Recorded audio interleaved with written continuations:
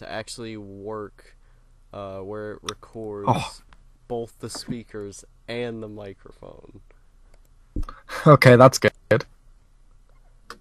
Yeah, not like last podcast where we lost the audio because the bot just Yeah. randomly left the call. Yeah, that's good.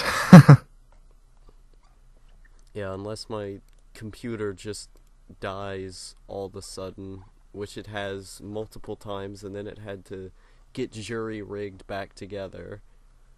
Of course it did. Oh So, boy. so what's going on in the land of Alex Horatio? Well, a lot is going on with regard to actually setting up the whole thing to get a game on Steam. It's the worst. I hate it so much. Wait, you're So gonna get it on Steam? yeah, I'm gonna. It's a pretty easy submission process. You just pay a fee, and then you put it up. Oh, wait, that's not exactly it because you have to give so much information. I had to sign an NDA, so I don't even know how much I'm allowed to talk about. But because I can't go back to the NDA. Once you sign it, they lock you out from it. You can't go back to it. Huh. It's not good. It's 0 out of 10. I hate it. Um, Point being, it's really annoying. There's a lot of stuff to do, and it got delayed 3 weeks, like yesterday. So I'm kind of mad about that. And to top it all off, I've gone back to school today, which means I am very tired and I have no more free time in the world ever. Um, so yeah, just general unhappiness, anger. What about in the Outlaw verse? How's that going? Eh, I watched this show called I Know Felina because I've been sick, so I haven't been going to school, so I've just been watching anime shows in between editing a podcast about a North Korean anime. Of course, sounds fun. Yeah. Your life is far more stressful than mine. At the moment, it is. Usually, my life is pretty relaxed. It's pretty chill, you know. It's just lately, for the past like month or so, I've just been under non-stop pressure to get stuff up and not go to prison because not having all this stuff set up is a jailable offense. So if I have a 2 month time limit on this, if I don't do it in 2 months, I could be actually, legally prosecuted, which isn't something I want because I'm 17, I'm still in school. I'd rather not be legally prosecuted. Thank you very much. Jesus. Yeah, yeah, it's bad. Who knew that starting a company was hard work? Yep. Oh God. I Yep. mean, honestly, at this rate, the demo for my game is actually going to be completed before I can actually get it onto Steam, which kind of sucks. Especially since Steam has a clause which says that you can't release a game anywhere else before releasing it on Steam. So I have to release it on Steam first, otherwise they could take it down. And it's not enforced. Clearly, there's a lot of games, but I don't want to run the risk because I've gone through all this trouble. I'm not going to get fucked over a technicality. Um, so that's just the pain. So I can't put the demo on any other website portal. I have to wait until Steam sorts its shit out. Hmm. Yeah, that sucks. Being a game developer, I'd imagine is very, very hard. It is hard, yeah, and Steam's not making it easier. One, because of this process, and two, because they don't do anything. They just sit there and make a commission off of everything. They're making it a lot harder. I mean, there's one thing. It's one thing to go and get a degree in programming and then go on to get a job in like Crytek or Ubisoft or something. I mean, that's one thing. That's a programming job. You can do that. Being an independent game developer who, even if you have a publisher, honestly, if you're making your own games with your own creative vision, it gets a billion times harder. Yeah. That's Not to mention I the fact really respect you for doing that. I appreciate that, but oh god, and I haven't even like touched my game for like 4 days, which is really upsetting because I wanna, but it's hard. So it sounds like you're in hell. I am in hell, yeah. Magus's video took, I think, 6 or 7 months. So if I could just get below 6 or 7 months, I'll be okay. I don't want to have to spend longer working on Masochist than Magus did on Christmas Day. Yeah, you want it to take less time than his shit post. Yeah, I'd rather it take less time than that. Um, what was the quote again? I forgot it. If Magus was here, he'd be able to tell me what the exact quote was. It was um, random clips of a guy being wacky. Was it? Yeah, yeah. Yeah, Christmas Day is just random clips of a guy being wacky. that's the Trademarked. one. Yeah.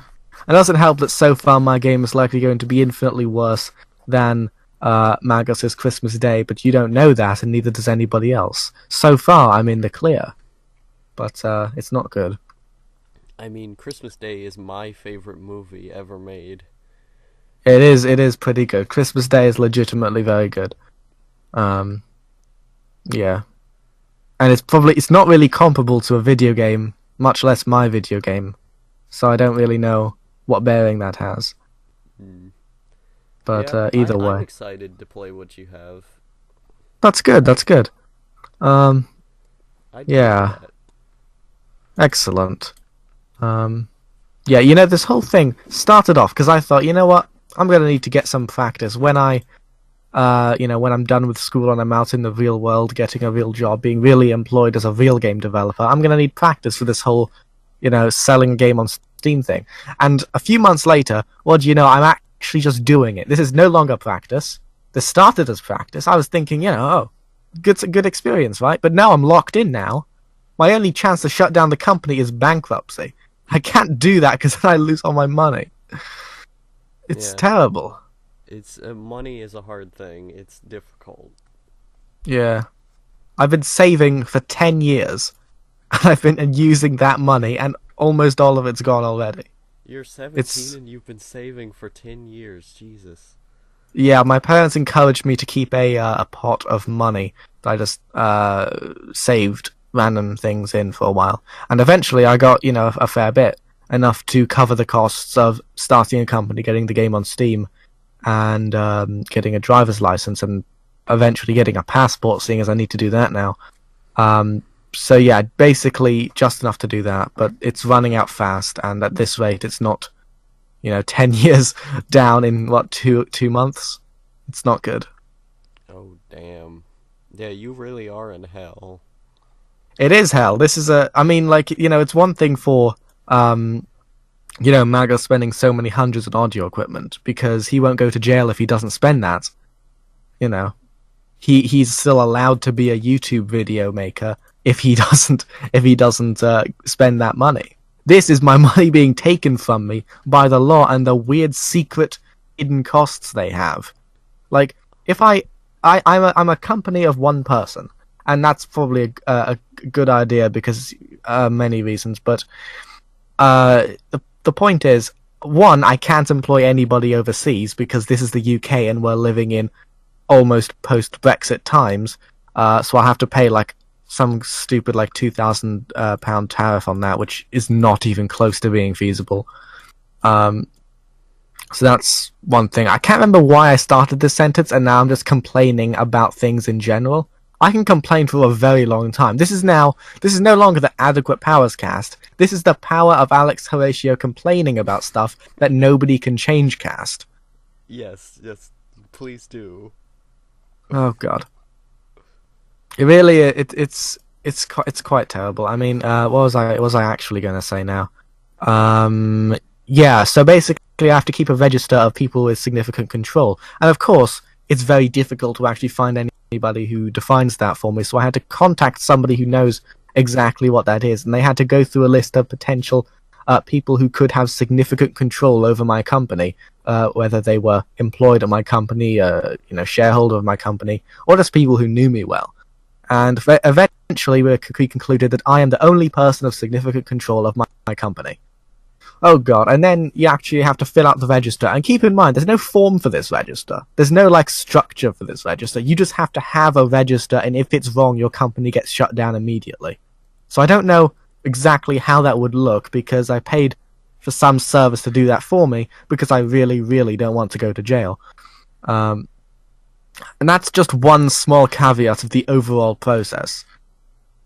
Hmm. Uh, and then there's the whole tax thing. I have to pay my own taxes, but I'm not even bothering with that right now. I've declared that I need to register for filing my own taxes. I've done that. That's good. So they know that I'm going to be sending a tax return in so many months. I don't know how many months that is. I don't know when I'm supposed to do it. I should probably tell somebody at some point that I'm not going to be doing business for like a fucking month because I haven't gotten my bank account set up yet. But, you know, whatever, right? Whatever. It's fine. Hmm. Why Everything's not? fine. Why not get sent to jail and have my company liquidated? That's fine, isn't it? Everything's fine. Yeah. Yeah.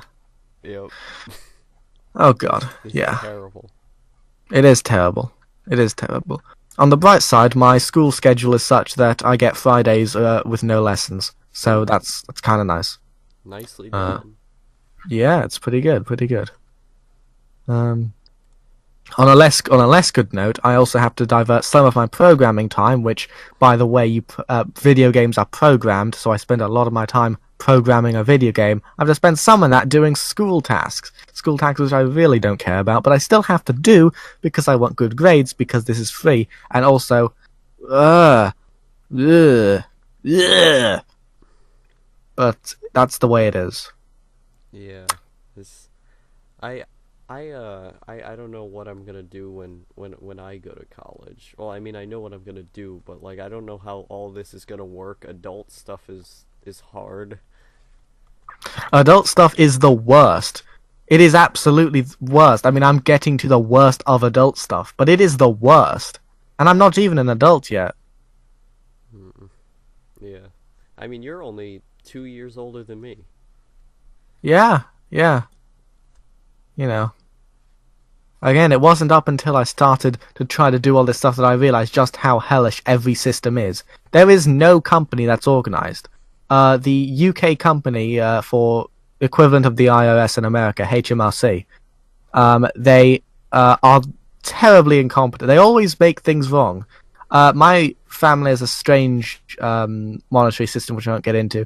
Um, Point being, nobody earns anything, but there's a pension, and they fuck up that pension so many times. It's insane. So most of the time, where nobody's getting much money, and it's a big family, which really sucks because that's just HMRC fucking up for no reason and literally just like losing documents, and because of that, we lose money for nothing. We don't get reimbursed. It's dumb. So Yeah. that's entirely incompetent. And then there's the IRS, who I know have made a mistake, but it's a good mistake that I want to have happened, so it's fine. I don't think I can actually talk about that, so I should probably stop myself from violating a Steam NDA. But either way, they made a mistake too. Just know that they made a mistake. Um, yeah, yeah. I hate it. I hate taxes.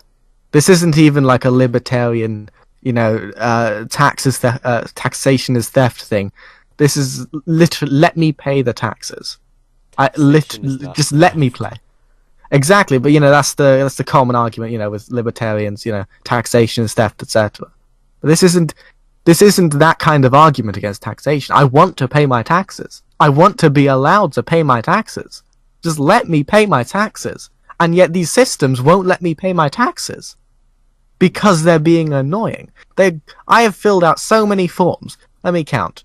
There's three, four, 6 forms. I've made 6 forms so far, and I've not even finished being allowed to pay my taxes. If taxes weren't an issue, I wouldn't even have to do any of this. I could just walk up to Steam, say, "Hey, sell my game, dudes," and they'd be, "Sure thing, do it. I'll sell your game for you. Yeah, it's great."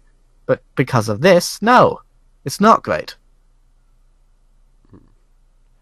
All Yeah. of this is a mistake. I don't know a lot about taxes, because my family does not pay taxes because we're on a disabled. My dad is bipolar, and my mom has epilepsy. So, because they're both ill physically or mentally, neither of them work. So we don't have to Hmm. worry about taxes. That's good. Yeah, it's really a weird system in the UK because basically one of my parents is, as said, on pension, the other is disabled. So effectively, what this means is that we get, benefits for disability and also for pension. However, we have to pay taxes on both of them separately, which doesn't make much sense. Um, again, one of my parents also does painting commissions. He sells them on, which does mean that he has to pay taxes separately on those because you can't just lump them in. That's ridiculous. You just have to you have to pay different separate tax returns for separate things, even though they are taxed exactly the same, because there's no categories for that sort of thing. It's so stupid. And they could just deduct the taxes to begin with. They could just do that. Ugh, I hate it. Yeah, I don't. A lot of these issues seem like they're sort of exclusive to where you are. Yeah, because I'm sure there's a lot of issues in America There also, are. but I don't know about those issues. Most of those issues haven't affected me. One has affected me, and it was a good affected me. So, Yeah, the system in here is it seems a lot different than the system over there, and Britain in general seems like kind of a bad place. well, I wouldn't say it's bad because we have the NHS, we have no natural disasters, so in that regard, it's pretty good. In regard to the actual bureaucracy and everything, because there's definitely a difference in culture here. People, even at like the corporate level, people generally don't, um, they're more reserved, and I can tell that.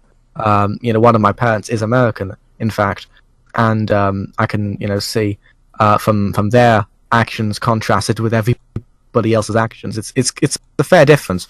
I feel like Americans tend to be more outspoken, whereas British people tend to be more reserved, and that, as I said, that shows at the corporate level because nobody wants to tell you what's going on. Nobody wants to tell you there's been a mistake. They just tell you there's been unexpected delays, and then they will never speak to you again. I was told that I was going to get phoned back the other day, and I wasn't phoned back.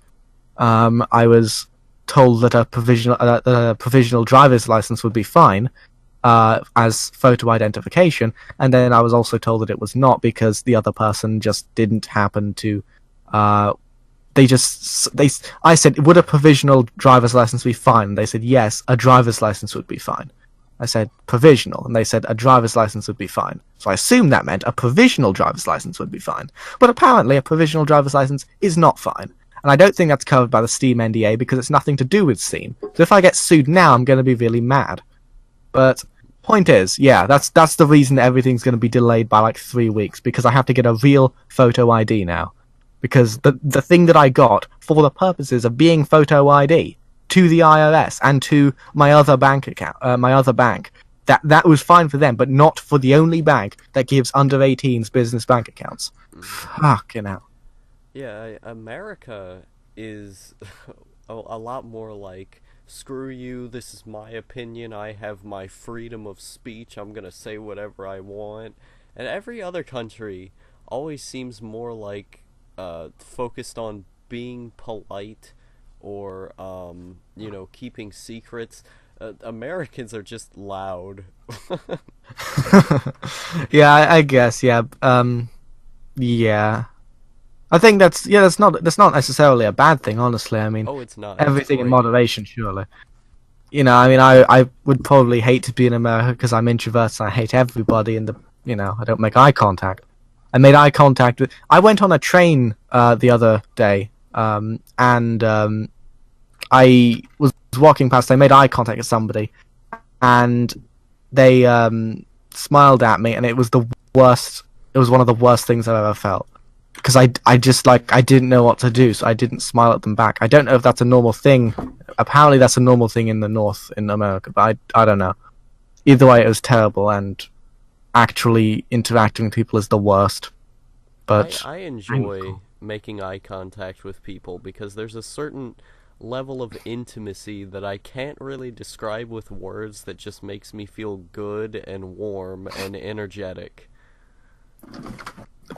that's good.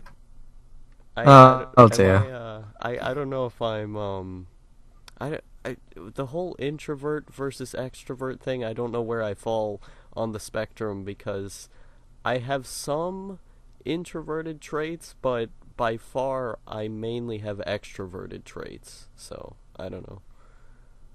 I think I'd be the Yeah, ambivert. yeah. In reality, it's more like a introverted and extroverted. Um, yeah, it's like most people. It would vary. So I guess yeah. I just really like people. Yeah, they're okay. They're okay when they're good. They're cool. When they're not good, they're the worst, and I think they should die. That's basically it. Yeah. Yeah. Hashtag hang the bourgeoisie. Here we go. Yeah, boy. Yeah. Yeah. Everything's fine. Yeah. Some things are fine. Most things are fine as long as people don't mess them up, and that's basically it. If people are doing it well, the things are pretty fine. If everybody does stuff as it should be done, things are pretty good. However, people don't do things the way they're done, so they're not good at all. I hate it. Mm, yeah. I Yeah. think I have something that's not good that I can complain about. Oh, go ahead. Spider-Man in the Rhineland Track 6 is not good. Haha. Oh boy. Yeah. So this is no longer the Alex Horatio complaining about things that nobody can change cast. This is now the Alex Horatio has been entrapped into an incriminating podcast cast. Um, yeah, it's not good. It's not good. People in my real life at school, were telling me that Spider-Man in the Rhineland Track 6 was blocked on their mobile device, and I was so glad that it was. I was so glad. I didn't know it was doing that. I guess it's a copyright thing. I Yeah, mean it's it's because apparent. Magos used 40 seconds of some song at the end, which copyright striked it. Yeah, that's what he But always does. yeah, except for track 2, that one was a jazz cover of a song, so it didn't get claimed. Yeah. I really like the song he used in what was it? Track 4. That song was great. With Chains of Love. Yeah, yeah. Yeah, yeah, I know that song through internet personality Jim Sterling, who is pretty cool. I like him. Yeah. Magos hates him a bit for a minute. I don't know. It's a weird meme thing he does where he just calls him fat. But I yeah, like Jim Sterling, but I Jim haven't Sterling's a seen good boy. most of his videos. Oh yeah, he has too many videos. I generally keep up with his content. It's it's nice either as background noise or because he's talking about stuff that is probably good to know. Because I'm a video game man and I need to know the video game news. Give me the video game news. Yeah. Um. I mean, the So only yeah. video game news I follow is just like retrogameprices.com. I'll just randomly check, okay, what price is this going for? Is Chrono Trigger gone up in price? Oh Uh, boy. I'll check those stats, but when it comes to new games, I'm like, get out of here. Yeah, that's fair. But Yeah, even I then, I don't even play video games all that much anymore. I just mostly watch television. I don't even watch YouTube all that much anymore. I used to watch tons and tons of it, but now I only watch like 5 people. oh god. Yeah. Yeah. I don't know. I used to play video games all the time, when I was really really young. Like I played when I was like, 4 or 5 years old. I used to always play Serious Sam. I don't know if you've heard of that one. Ooh, yeah, that game's cool. Yeah, I played that so much, like unbelievable amounts. And then at some point the sequel came out, so I played that one unbelievable amounts, which is Serious Sam 2. And then I found the Half-Life series, which was actually quite short after release of the Orange Box. and I played all of those games for a billion years. And then for some time I went on a bit of an exodus of video games. I kind of got bored, and then I came back to it like 2 years ago. I played a lot of video games, and lately I played no video games because I'm angry all the time, I'm sad all the time, and nothing is good. And also I have to work on my actual video game. I can't be playing other video games very often because I have no free time, because I'm dealing with taxes, banks, school, and video games, and a YouTube channel all at the same time, and also podcasts. Apparently, but that's not a big deal. I was wasting this time anyway. Oh god. Thanks, Outlaw. Thanks, Outlaw, for making this day not a total waste. I was gonna make a YouTube video earlier today, but I just decided I wouldn't, because I've just...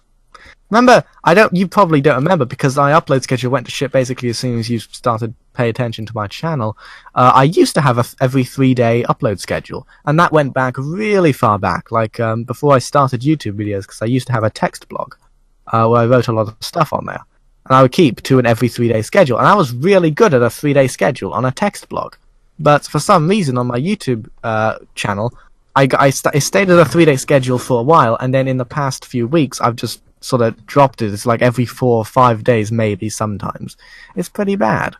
Pretty annoying. I should do a 3-day schedule, but I don't have enough ideas to do that. And every video I want to do, like, I want it to be really big. Like, not even really big, just have the idea be big.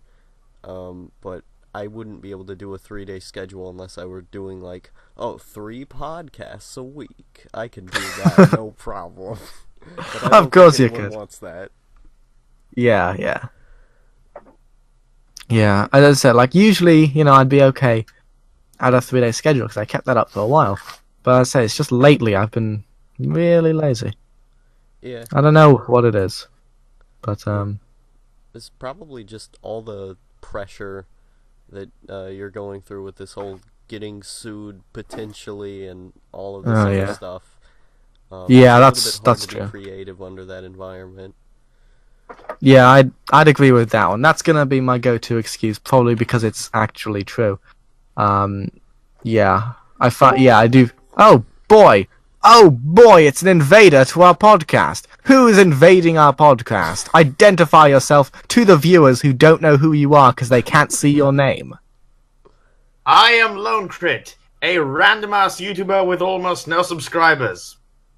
This is a podcast for people with 300 subscribers plus only.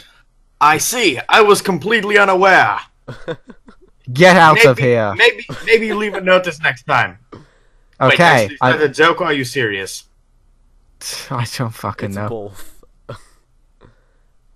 Just stay if you want, but know that you're now on a podcast here. You're on a podcast, in which I'm going to complain about a lot of stuff, and I'm going to talk about mostly myself, and that's basically. And you're going to listen, and you're going to enjoy it. Fair enough. If I'd known though, if that this was a podcast, I would have pretended to be that anime snob. Okay, well you can still do that. I don't know who that is, so you'd fool me, but Basically the Milo Yiannopoulos of the anime community if he was really, really, really tiny. Oh, okay, good. Oh man, Milo, he's great. I know, right? I love him so much. Guy has so much bravado. He's amazing. Besides the whole, pedo sympathizer thing, but we don't talk about that.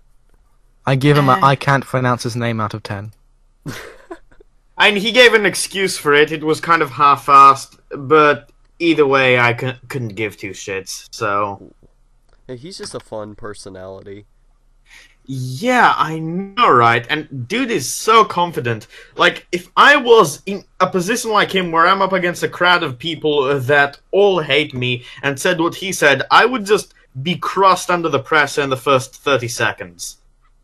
But that guy, he absolutely like a boss. Easy.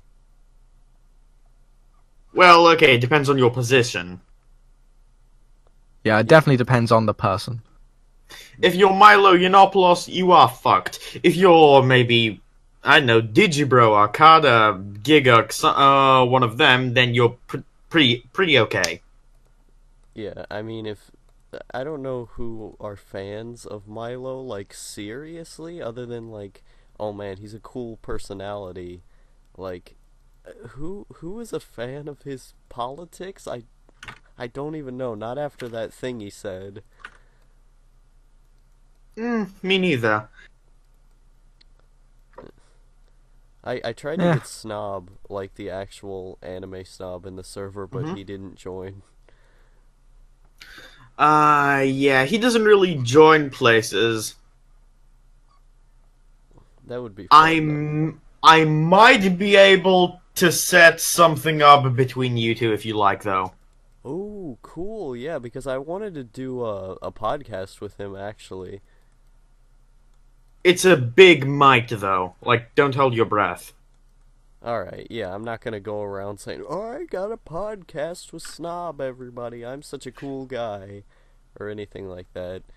I, What's And that? even if you Outlaws did having do a one podcast? with the snob, really, I've never heard of this happening before. Having said that, though, if you did do a podcast with a snob, sorry, I can only see negative things happening. Oh yeah, I want the negative. I want the negativity. Yes, the negativity feeds you. That's why I check the comments on my Unikitty video every day. Okay. Yeah, I I can wanna just talk about the imagine- whole pseudo Steph thing with him. That will be fun. Yeah. Because Oh I yeah, agree that with would be him. fun. When I met him in real life, I actually talked to him a bit about this. Ooh. Didn't Yeah, his that was brother, really fun with me. Like, didn't his brother talk really bad to him about that? That's a little bit of an exaggeration. Me, the snob, and his brother were walking around, and I bring up the whole pseudo-Steph thing, and oops, turns out the snob's brother didn't know. So he chewed the snob out for a bit until me and the snob gave proper context and straightened things out. Yeah, I mean, pseudo Steph didn't even like try to kill himself. That was just he just lied about that. It's a conspiracy. Did somebody say conspiracy? Yes, indeed, I said conspiracy. Why would you say conspiracy? To get all the Anituber theory crafters going. My god, do you think they're all watching this podcast? This is a It's Unikitty fairly fan unlikely. channel? I think they're all gonna watch this podcast. I'm gonna make sure of it. Yes. Oh, by the way, Outlaw, I can just see you in a podcast with a snob, and the snob telling you, you may have adopted the darkness, but I was born in it. Ha ha ha ha ha, you tasteless casual. It's just so much edge. I know, right? Come on, you can see that happening. I can. It's gonna happen. The Snob versus Outlaw. He commented on one of my videos, actually, the top 10 anime YouTubers, and he said, "Why am I not number one?" Did you hear about the whole thing with Watch Mojo? No. Yeah, apparently he got in. Watch Mojo did a list of top 10 Anitubers, and including, and he was in there. And pretty much they did a poll for it, and the snob was on twice. So after he got in the top 10, the guy was like, what the hell, Watch Mojo? I'm on here twice, you tasteless casuals. Can't you even put me on once? Huh. That's weird. So he got in the actual Yeah, the snob's video. channel in a nutshell. He got Correct, in he the- did get in the video. Oh, he didn't get in the video?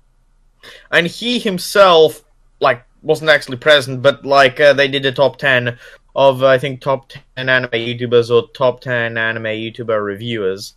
And he was, I think, second place, something like that. He was in there. Oh, cool. He got second place. That's amazing. Number 1 was Arcada. Of course. Yeah, I wouldn't have expected anything less. I mean, his fans are gonna actually vote. Yeah, the worst thing is that I think Chibi reviews may have also been in there. You.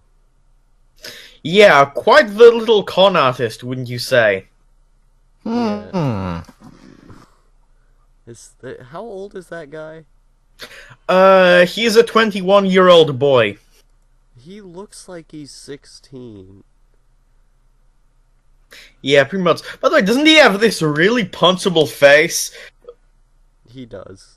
Like, you look at him and you just want to be like, okay, here's what's gonna happen. You're gonna get on your knees, and then I'm gonna take a good swing. Yeah, pretty much. That and Ralph the filmmaker. Who dat? You don't know this guy? He's pretty I big. know. Or do you just watch Annie-tubers? Well, no, I also watch sort of, quote-unquote, anti-feminist YouTubers like TJ Kirk, Chris Reagan, the fuck. Armored Skeptic, Shoe on Head. Oh, I occasionally watch, what's his name? Nah, actually, never mind, mainly them. Oh god. Oh boy. This is now a red pill podcast. This is now for only conservative politics. Leftist libtards, get out. Damn it. Oh, he's back. Okay. Yeah, see how quickly he has a change of heart. Yeah. Yeah. This Milo Yiannopoulos, he was just so passionate, he changed me. Oh, by the way, I've also subscribed to him. I think I am too. By the way, there's Yeah, my Milo chart. Yiannopoulos, what a guy. Yeah. I'm the I most think I generally get chart results in the same quadrant. I think mine's a little bit more to the right, but probably just as libertarian. Yeah. Yeah. I think we've strayed off the path of the righteous anime into something unrelated. This Well, is an yes. anime show? I thought this was Alex Horatio Complains the show. Yeah, I thought so too. But then it was accosted by this vagrant who calls himself Lone Crit, who has come here, who's taking our podcast away from it. Make the Alex Horatio podcast where he complains about things for a while cast good once again. I can see this now. Episode 1 of the podcast, Lone Crit the Invader. I can just see that. Now where's my goddamn stone mask? Make Alex Horatio the podcast great again. Yes, except paraphrased so as to not actually imply any affiliation with Donald Trump. Yeah, we need sponsors, alright? Okay, do you think Donald Trump is going to sponsor this podcast? Because I feel strong about that. I think he'd do it. Do you want to write? You're American, right? So Lone Crit doesn't have an American accent, so I assume he's not. And I definitely am not. Well, I actually am, but I'm not going to because I don't live there. Actually, so, my accent's English. Yeah, UK English. boys. I thought it was Greek. Well, while I am Greek, this is my English accent. Huh. Well, half Greek. I want to go to Greece someday. How is it? It's terrible. Don't come. Oh, isn't it like It's pretty much what I heard. a third world country? Second. Oh, okay. Yeah, you're part Well- of the European Union, right? Yes. For the time being. Oh, what? Yeah, what is it? all I Country know gonna about go out of it? Greece is that it had neo-Nazis before it was cool to have neo-Nazis. Something like that. Actually, I was joking about the don't come to Greece thing. If you come for a bit, and depending on where you go, it can be very nice. Like, if you go, say, to Athens, or to all sorts of rural villages, then you really get to see the culture without a lot of the clutter of cities. But generally speaking, it can be pretty crap, depending on what time of year you come. Don't come in summer, it's absolutely dreadful. Yeah, I obviously wouldn't want to live there. Yeah, I don't either. But I have to anyway. Mm. Mm. What, have you ever thought of moving somewhere else? One does not simply move somewhere else. Oh. What, do you need to save Yeah. for it? Yeah, I also need to be able to survive on my own, which I currently can't. But once I can, moving to Britain. Oh boy, you gotta hurry up before everything makes that hard, because fuck the EU and also fuck everything else, right? Oh, they're making immigration to Britain harder right now, aren't they? Well, yeah, it's It going to be harder just by virtue of it no longer being an EU country where you can just walk in. Now you have to go through a proper application process as if you're going to go to America, which is pretty hard. That's a non-issue for me because I have a British passport. Oh, sick. Okay. Well, you're cool then. Yeah, I can just imagine going by all the other foreigners that want to move to Britain in the airport and being like, "What up, bitches?"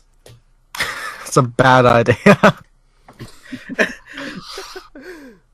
Yeah, Oh, good dear. point. I'll probably be called a racist, sexist, anti-gay. Well, to Or be something. fair, saying that would make you a racist, sexist, anti-gay. So, you know. Yeah, What and you then said I'm there guessing. is racist and sexist and homophobic at the same time. Yeah, and I'm guessing there will always be that one guy who thinks it's justified to punch me because of that. No, this is Britain. Nobody's gonna touch you. People probably won't even speak to you, but they will. They will not enjoy it. Really, They'll I have stand- heard very stand different there and things. In the US maybe, because actually we were just talking about this, and if you vagrant, you lone crit the vagrant, if you were here before you joined, then you would have heard that Outlaw and I had a tremendous discussion about the differences between the UK and the US, and that the UK is generally more reserved, whereas the US is generally more outspoken. Okay, okay, well that is true. Everything is pretty tame compared to the US. Yeah, Every place. from what I can tell, yeah.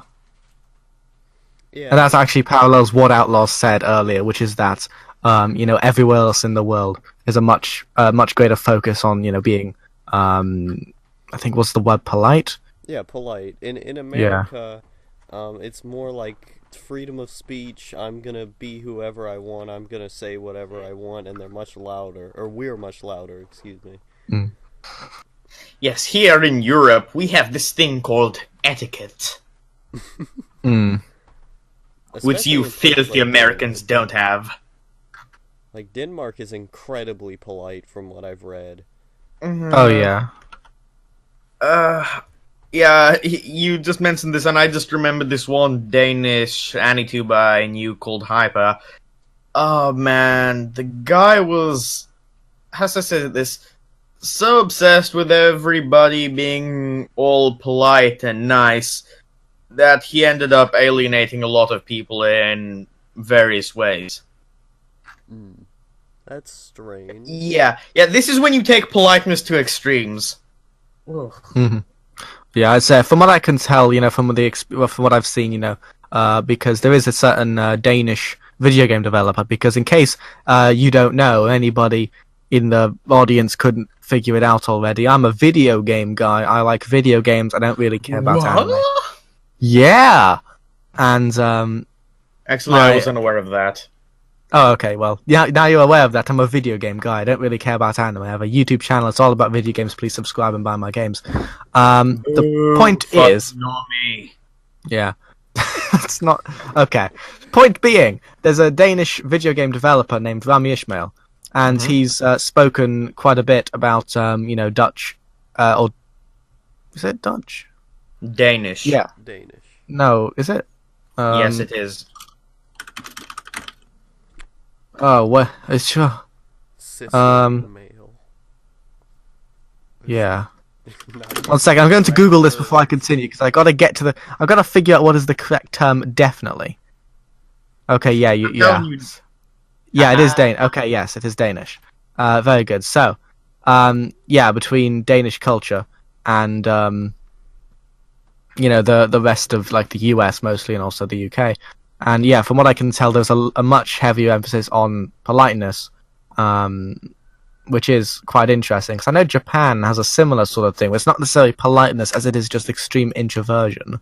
They're No, very no, much. it's more of a respect-based culture, from what I've heard. Yeah, it's collectivist, but to the extreme. Like, yeah, I know Japan is definitely very collectivist. Yeah. I don't know why I mentioned Japan, but I did. It's because anime is from Japan, And is not except if it's from North Korea. And sushi, and light novels, and 95% of the world's cancer. Oh, yeah, okay. North I Korean mean- anime is underrated. It really is. Yeah. You know what else is underrated? Korean webcomics. South Korean. I haven't read any manhwa. Some of them are pretty fun. I just read one called Her Hero, and I regularly read Dice, the Cube That Changes Everything, and The Gamer. I need to get webcomics like in physical format. I can't read it on a computer. I'm just not that woke. Nah, the nice thing about Korean webcomics is that the way they're structured, it's sort of one long strip, so you just scroll down them. Yeah, that's easier. The only time I ever read what's it called? Yeah, they're really Comics comfortable and reading. easy to read. Yeah. I only ever read doujins on the computer. I get everything else physical. Okay. Have you ever read Onani Master Kurosawa? No. Pity, that's one of the best doujins. Is it yaoi? No. Then it's not good! Yeah. It's actually an easily applicable to everyday life high school coming of age drama. Oh, yeah, link that. I might actually check that out then. This podcast is marketable towards nobody. Anybody watching this has to be somebody who, one, understands or is interested in the differences in Western cultures. They also have to be interested in anime and anime YouTubers. They have to be interested in physical. Would it be manga doujins? I don't fucking know these terms. Physical Don't correct. media. Yeah, physical meat. That's sort of. Either way. And also video games, and also the technical side of video. Nobody cares about any of this. No one person cares about any of this. And if that person is You'd be watching, surprised. yeah, no. No, I just made a really. podcast for myself. It's a podcast for Outlaw Harvest. This is Outlaw Harvest's podcast. Just like my secondary channel, Alas Poor York, is basically just for Outlaw Harvest. Nobody else watches it. It only has 9 subscribers, and I'm pretty sure one of those is just Magos and your brother. And then me Okay, yeah, one of them's- subscribing twice. Yeah. One of them's me. One Um, That's like 2 or 3 other normal people. Yeah. Yeah, it's not good. It's not good content. It's just there as a dumping ground, and eventually I might turn it into a good place. But for now, it's being kept just alive enough so that people know that it is being updated. So if I ever want to put good content on there, then I have somewhere to put it. Those videos are not good content, they're great content. Okay. Well, I'm thinking if I ever want to tone it down and get some more subscribers, because most people can't handle amazing content where it's just Magos and I stuttering over gameplay. Then I got that covered. Oh, I love those videos. I legitimately love them. I always get excited when one comes out. That's very good. I'm very glad. Have you listened to number 6 yet? It came out 8 hours ago. No, I haven't listened to number 6. I listened to the episode before that yesterday. Okay, well that's good. Yeah, yeah. They're okay, I guess. I've got scheduled uploads until October, I think, so, it's going a while. Yeah.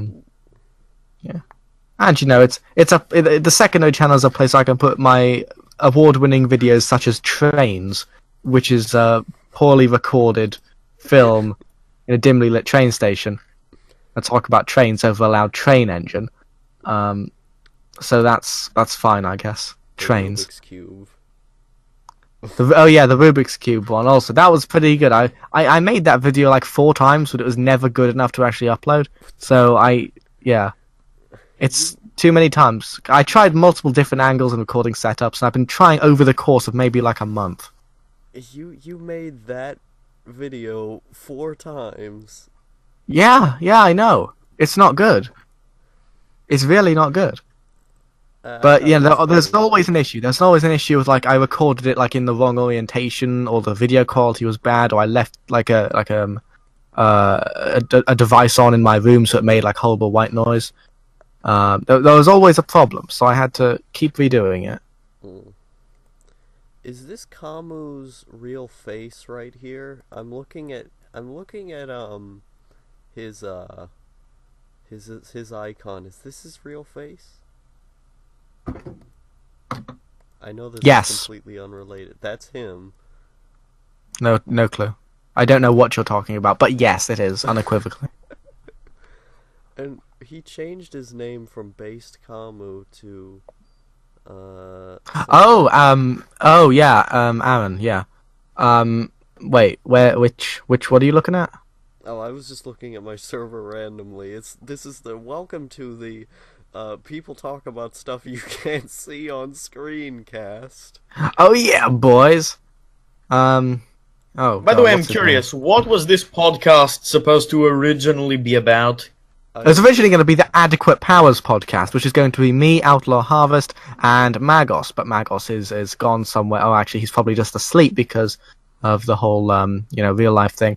But yeah, it's a problem because we don't have him here, so we're just making a less good podcast, which is just Adequate Powers. It was originally going to be the Global Superpowers, but this is just Adequate Powers. And then it turned into Alex Horatio complains about stuff for a while. And then Alex Horatio is baited into an entrapping podcast cast, and then back to Alex Horatio complains about stuff, and then the Lone Crit podcast where he infiltrates our secret podcasting room, and comes and turns it into this anime fest. I mean, it's more than a shame. By the way, instead of the Lone Crit podcast, how about shortening it to the Lone Cast? No, it's the Lone Crit podcast. I'll have you fired for this insubordination. Fired? Whatever, man. I wasn't getting paid anyway. Alright. Yeah, I'm glad we're on good terms. Because you had your labor exploited. Oh! Are you trying to do a chibi right now? Is Chibi a Marxist? No, he's borderline autistic, but, I guess close enough. Okay, so me, and all Marxists. Oh boy, I just said all Marxists are autistic. Yeah. Damn, you're gonna get one dislike. Yeah, I think the one person who's watching this, which is just me. Oh man, I'm so offended about this thing I said. Yeah. Also, by the way, I just going back to that point about Aaron based camera. Yeah, that's not him. That's just a random picture. Oh. Okay. Yeah. Let's see. I was gonna say. Oh yeah. Basically, what the podcast was gonna be was Alex Horatio was complaining, and then I was gonna sidestep it into me talking about my life, and then it was just gonna go back and forth and be a dynamic. But now it's just something entirely different. Now it's I bully some people, maybe, but not maybe. Who knows? It's the me. I'm confused about the podcast. It's something new. It's something new. Alex Horatio is confused different about the podcast cast. It's also the Alex Horatio Speaks Over Lone Crit podcast. Yeah, exactly. It's something new, something different, something nowhere near brilliant. Absolutely. Or hell, nowhere near standard. Yeah. Nowhere near subpar, even. It's a podcast for Outlaw, I guess, which is cool. Well, the old one was going to be a podcast for me, but it was going to be more appealing for me because it would have been better. If only Weeb Trash was in here. Oh boy. Weeb Trash is okay. I spoke to him a few times. Yeah, he's cool. I talk to him all the time, but like whenever he's in a Discord call with other people that's not just me, he always ends up being just a little bit insufferable. Like usually when it's just me and him talking, it's normal and cool. But like when he talks with other people in calls and I'm there, it's like it's weird. Yeah, I don't know. From what I've heard from Weeb Trash, and from when I've interacted and seen of Weeb Trash, he's cool. He's pretty good. He'd probably be a good addition to the Alex Frazier Complains About Stuff and all the other names it has podcast. Yeah, he seemed fine to me. Nice meme of a human being. Yeah, he's What a wonderful boy. I just do too many podcasts with him, so by this point it would be oversaturation. An oversaturation in the Weeb Trash market, yeah. It would be fun though if Ray the Offbeat Otaku was in here. Yeah, Ray's cool, but Alex has no idea who he is. No, that's true. Ray is very cool, very clean. I've done actually I did a podcast with him recently. Although it wasn't recently, it was only uploaded recently. Okay. Yeah, the Ray Ramblecast Season 2. Oh boy. Okay, that's a good one. Yeah. But yeah, it'd be cool to have him in here. Yeah, I'm probably nothing to be done. I'm probably gonna do podcasts like in this server on a regular basis. Like I'm just gonna @, everyone and then record them secretly and then ask them if I can upload it. Of course you are. Even though you've already done that. Yeah. Yeah. It's better to ask for forgiveness than to ask for permission, as they always say. Yep. I've never heard anybody say that, but I think it's an established saying. I've heard it before, so therefore it means it's a saying because somebody said it. Well, then again, I am out here in the Europe boonies, so who knows? Yeah, who knows? Not me, I don't. Because I'm British, and British is no longer European. We're taking back what it means to be Britain by making things more difficult for everybody involved. Yeah, take the nation back. Take the power back from those. Yeah, in a few years I'm gonna be in a few years I'm gonna be moving to Britain. It's yeah, too that's good. nationalist over there. By the way, okay, Alex, let's talk about Yorkshire pudding. How amazing is it? Yorkshire pudding is in like the pastry? Yeah, you know, the little sort of cup-like bread thing that usually goes great with gravy. Yeah, I mean, they're pretty good, yeah. Yeah, I mean, I wouldn't really consider them amazing. I know, it depends. Once I went to this one shop in Scarborough, and I had this one bowl-shaped Yorkshire pudding on a plate, and inside it had a sauce with peas, pork, and mushrooms. And what you do is, like, rip off a piece, dip it in, eat that, and work your way inwards. And it was amazing. Yeah, I mean, yeah, it's pretty good. I mean, I'm vegetarian now, and there's no good gravy for vegetarians, so that kind of sucks. But yeah, in the Yorkshire puddings, when I had them, pretty good, pretty good. It's basically salted pastry. Yeah. How great is it to have fish and chip shops everywhere? It is actually pretty good, yeah, because, you know, I've been vegetarian for about a year, so I still remember the days when I was, you know, having fish and chips. So that's, you know, fine. It's pretty good, it's pretty good. I remember my days visiting Bridlington, where my grandmother used to live, going with my parents around to all sorts of different fish and chips places, and just having that succulent fried fish with those huge chips they always give you. Yeah, and mashed peas, something nobody except the British will eat because it's kind of bleh. Oh yeah, I agree. That's pretty gross. I know people who like it, but I really don't. For me, it's more of a thing that's there. I kind of use it as a dip. Yeah, it's fine to dilute other things, I guess, but it's not good on its own. It's not good as a food product. Yeah, if you get it on its own, then there's something wrong with you. Yeah. And honestly, how boring do you have to be to go to go somewhere and just be like, oh yes, I'll have some mushy peas. And Yeah, that's nothing it. else. Yeah, that's the mark of Adolf Hitler right there. That's If the you mark. do that, you are Adolf Hitler. That's the mark of having given up on life. Also that, probably. Also, my channel is that. just Your make channel is what? it's a sign of giving up on life. Oh, Becoming yeah. my YouTube channel. Oh, by That the is way, accurate, yes. other things. Do you like Cafe Nero? What? Cafe Nero, you know, the coffee chain. I don't think I've ever heard of that before. Really? In Scarborough, they're everywhere. And Oh. other places. I don't know. What about Costa Coffee? Oh yeah, yeah, Costa's pretty good. Yeah. They were okay, but I liked Cafe Nero better. Cause I go to Britain, and the first thing I fucking need, is some coffee. Like, fuck finding somewhere to live, fuck finding something to eat. I just need my goddamn coffee. That's fair. Yeah. Oh, by the way, here's something really funny.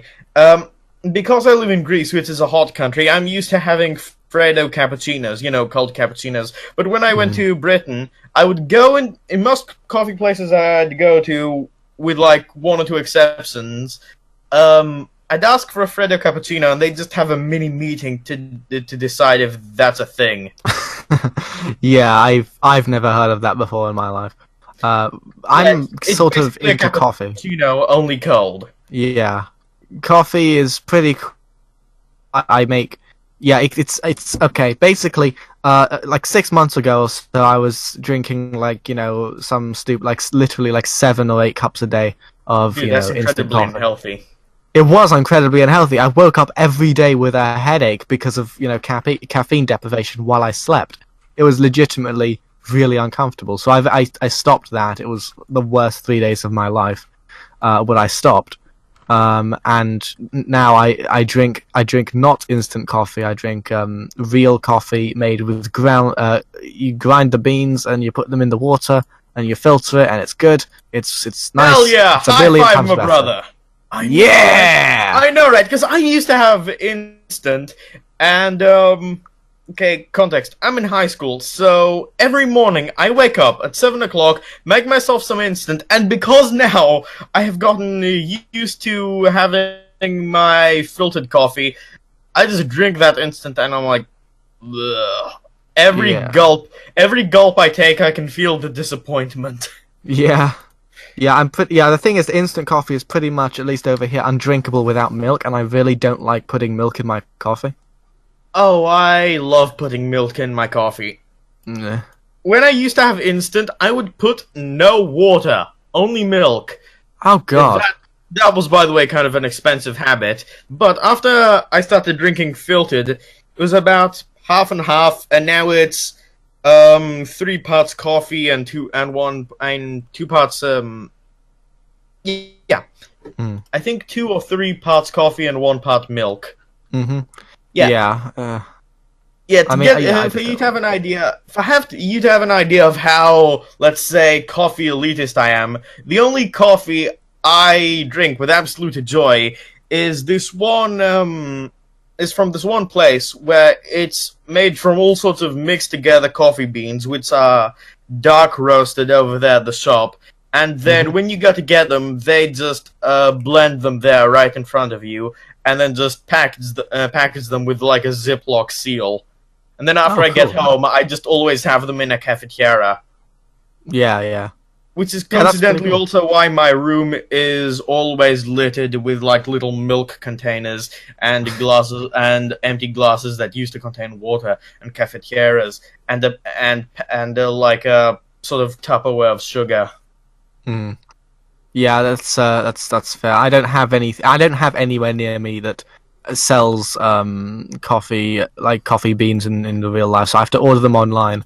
But fortunately, because I'm lazy and it's like a bit of a pain to actually clean out the coffee making device each time, I don't actually have coffee that often anymore.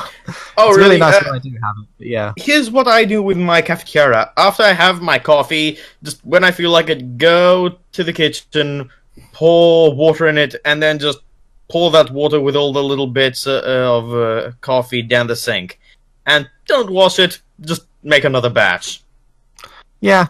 The thing is, in my house, because I live in a bad old house that's in a poor area, all the pipes are fucked. So if I pour stuff like coffee grain granules down the drain, it'll get stuck and fuck the pipes. I know this Ugh. because I did it, and it fucked the pipes for like a lot and for a while. So I have to filter. Generally, what I do is I get two sheets of paper towels and I put them and I drain the coffee through that so that it catches all the grounds, and I just put that into the bin. Ah, damn, man, that sounds horrible. Yeah, it's a little bit more of a pain.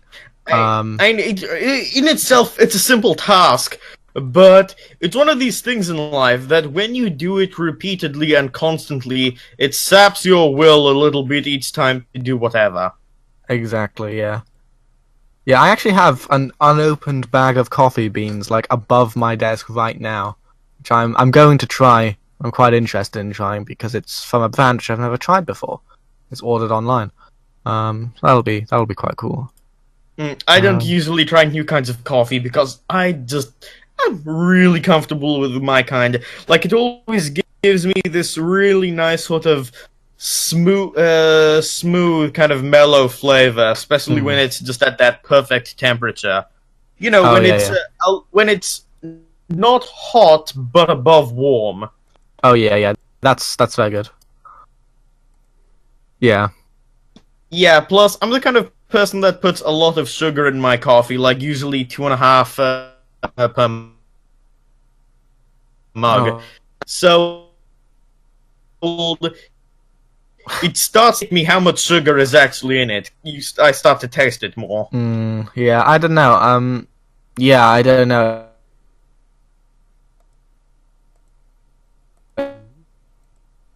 Oh man, everyone's cutting out.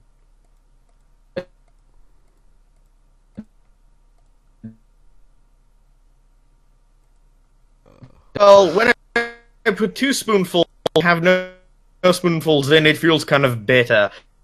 Mm. When I put two, kind of tasteless. When I put 2.5, then we've got something going. Well, yeah. That's perfectly fine. Yeah. I don't put Besides any that, milk or sugar into my coffee. okay, fair enough. But that's nothing actually. My dad, when he was young, he used to have, I think, like 3 spoonfuls in his coffee. Oh God. Yeah, and just saying, 3 spoonfuls twice a day. Yeah, that's a lot. One of my parents routinely has instant coffee with 3 tablespoons of coffee each time. It is genuinely the most in the world. I don't know how they drink it.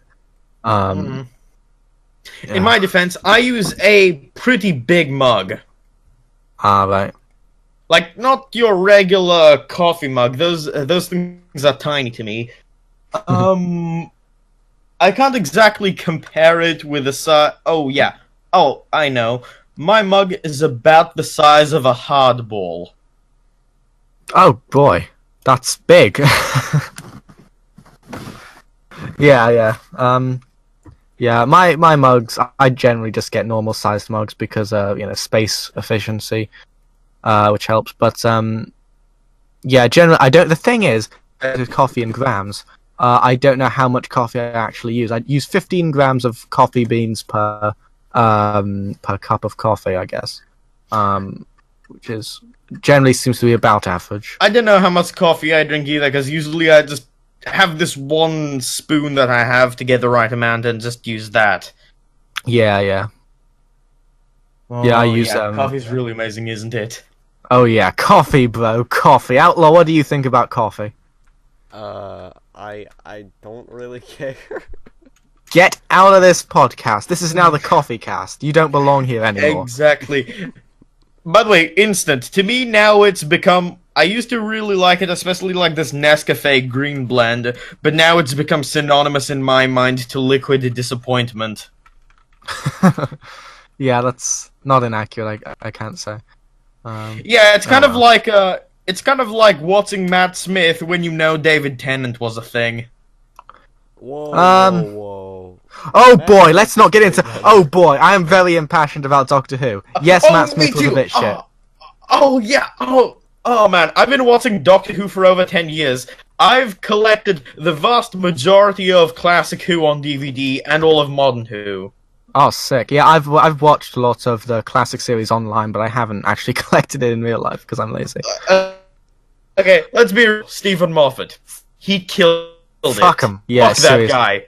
Yeah. I know a lot of people seem to think, well, Russell T Davies was just as bad. But the No, thing he is, wasn't. with He was Stephen fucking Moffat, awesome. let me explain this, because this is an actual point that I just came up with like 5 seconds ago. The thing is that Russell T Davies, yeah, he had his issues, and he had his continuity problems, even in the series, like, you know, the whole psychic network thing with season 3 finale against the Master. That was a bit weird. He left the viewers with an emotion, and that emotion continued after the series ended, and the people remember that well because he caused a big emotion. The thing is, Stephen Moffat, he's pretty good at building up an arc, like a whole like season 5 with Matt Smith, and they were building up to the Pandorica, and then there was a total letdown in the final episode. Having said that, though, Russell Davies is also real better at that. Like, remember season 4, like where we get little bits of Rose, and then the bees are disappearing, and the stars disappearing from the sky,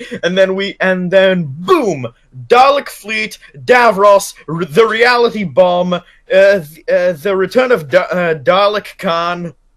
Yeah, that was very good. I think season 4 was probably Russell T Davies' best season. Yeah, but, and remember then when the TARDIS is filled with the old cast members, and they're all and it plays that beautiful soundtrack while they're all piloting the TARDIS and moving Earth back to its original position. Yeah, and exactly, that's my point. You know, it's an emotionally resonant moment. It's an emotionally resonant moment which stays with the viewer after they've finished watching the episode. But Stephen Moffat doesn't do that because his finales are all letdowns. So the people just remember, wow, that was a terrible letdown. They remember, even if the build-up was good. I can't think of any examples off the top of my head. Yeah, like, but the build-up is generally okay. The finale to the new season. Yeah. Remember, we had the tower and the whole spaceship near the black hole with accelerating time. This mess. Well, it was a... Yeah, we have the Mud Bill's death. By the way, fuck Bill, I hate her. Anyway, though, point is, that was an extremely good setup episode, and then they killed it. Yeah, I thought, honestly, I thought the setup was better than the second episode. I thought they were both very, very good. I thought the whole, the Master killing Missy and vice versa, I thought that was pretty good, obviously, because all that stuff. Especially if you watched old Doctor Who, it's a big theme that because of the Master's greed and his hatred, even though he's the Doctor's equal in some ways, he always ends up screwing himself over. And this time, he did it literally! Yeah, exactly. That was a really nice, sort of poetic moment. And that fit really well. Now, the thing is, like, Bill, I quite better than Clara, definitely, who I absolutely hated. I genuinely hate Clara. I really loved her when she was with Matt Smith. I didn't like her. I don't like the sort of quick, fast-paced, was it the dialogue? Don't like the quick, fast-paced dialogue. I don't like her attitude. The thing is that she's always trying to one-up the Doctor, and the point of the Doctor is that he's smart and cool. Don't one-up the Doctor, because you're just taking the wind out of the Doctor's sails. It's more than that, though. Because of who the Doctor is, because of what he's gone through, when he's being kind, it's it comes from a true place because of all the horrors he's seen. And when he's being cruel, it's like having the entire universe against you. He is this sort of all-encompassing, larger-than-life character. Which, by the way, I feel that even better that they have the new female Doctor, because now he's transcendent of one more thing. Yeah. So he's just this all-encompassing character. And that's the thing about the Doctor. And yeah, it's extremely unfitting to have somebody as his equal. Having said that, though, I did really like the chemistry between Clara and Matt Smith. Yeah, the chemistry... Shut up, Outlaw. This is a Doctor Who discussion now. Yeah, I think they were like partners. They were partners, they worked off each other's jokes, and they also dealt with his situations in a rather comedic, fast-paced sense, which I liked. With, Peter Capaldi, though, it's like he's trying to find himself, and sees just the annoying granddaughter holding him back. The thing is that, like, remember when she stole the TARDIS key for whatever reason? That was terrible. It's like, yeah, it's bad that she did that, but I think the Doctor should have done something. I mean, Jesus, that's big. Yeah, he should have murdered Clara live on air. Well, okay, no. Think about it from the Doctor's perspective, though. He knows what it means to lose a loved one, and he knows how far he would go for to get a loved one back. So he understands Clara's perspective perfectly, and that's why he can't blame her for anything she did. Maybe. I don't know. I don't know. I really didn't like Clara. As I say, I couldn't get behind the dialogue even between Matt Smith. Their chemistry was a lot better than it was with Peter Capaldi, but Clara was still... I wasn't a big fan of Moffat's idea of what comedy is, where it's very fast-paced.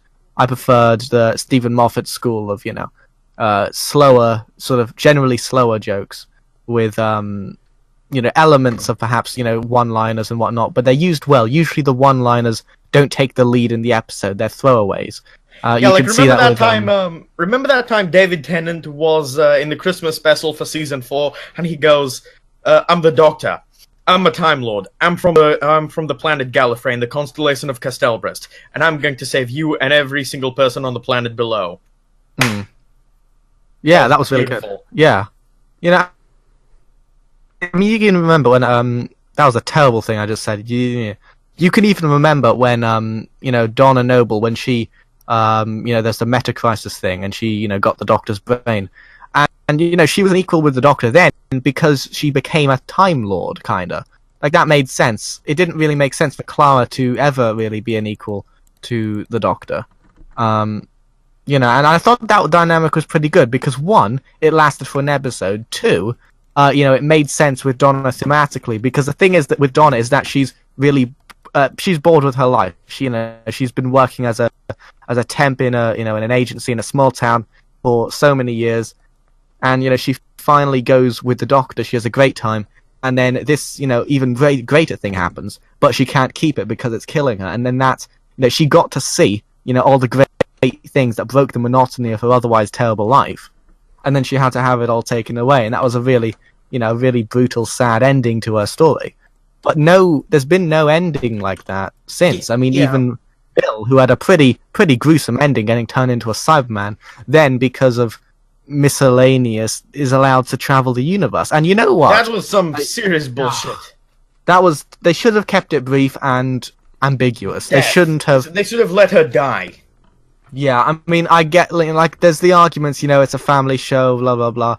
Okay, but just let her die. If you really don't want to let her die, just leave a little bit. Just maybe show the water, dripping out of the sun. Let's drag the Doctor in. Let's explain to the audience exactly that we're going to go and explore the universe forever now. Oh, who I hated, by the way? Who I really, really hated? Me. I really hated me. Yeah, me too. She wasn't good. Holy shit, she was useless. Every time she was on screen, it was the same time. Oh, I'm going to get overconfident and do something that I think is the right idea. Oh shit, it worked out and backfired on me. Help me, Doctor. Oh, I've learned my lesson. Rinse and repeat. Yeah, that is a problem. A lot of Stephen Moffat's characters are very formulaic. You can see River Song, exactly the same character as Clara, is Amy Pond, is everybody else. It's ridiculous. Yeah, she wasn't even treated with a hint of the emotional weight or subtlety that she had when she was in David Tennant's episode.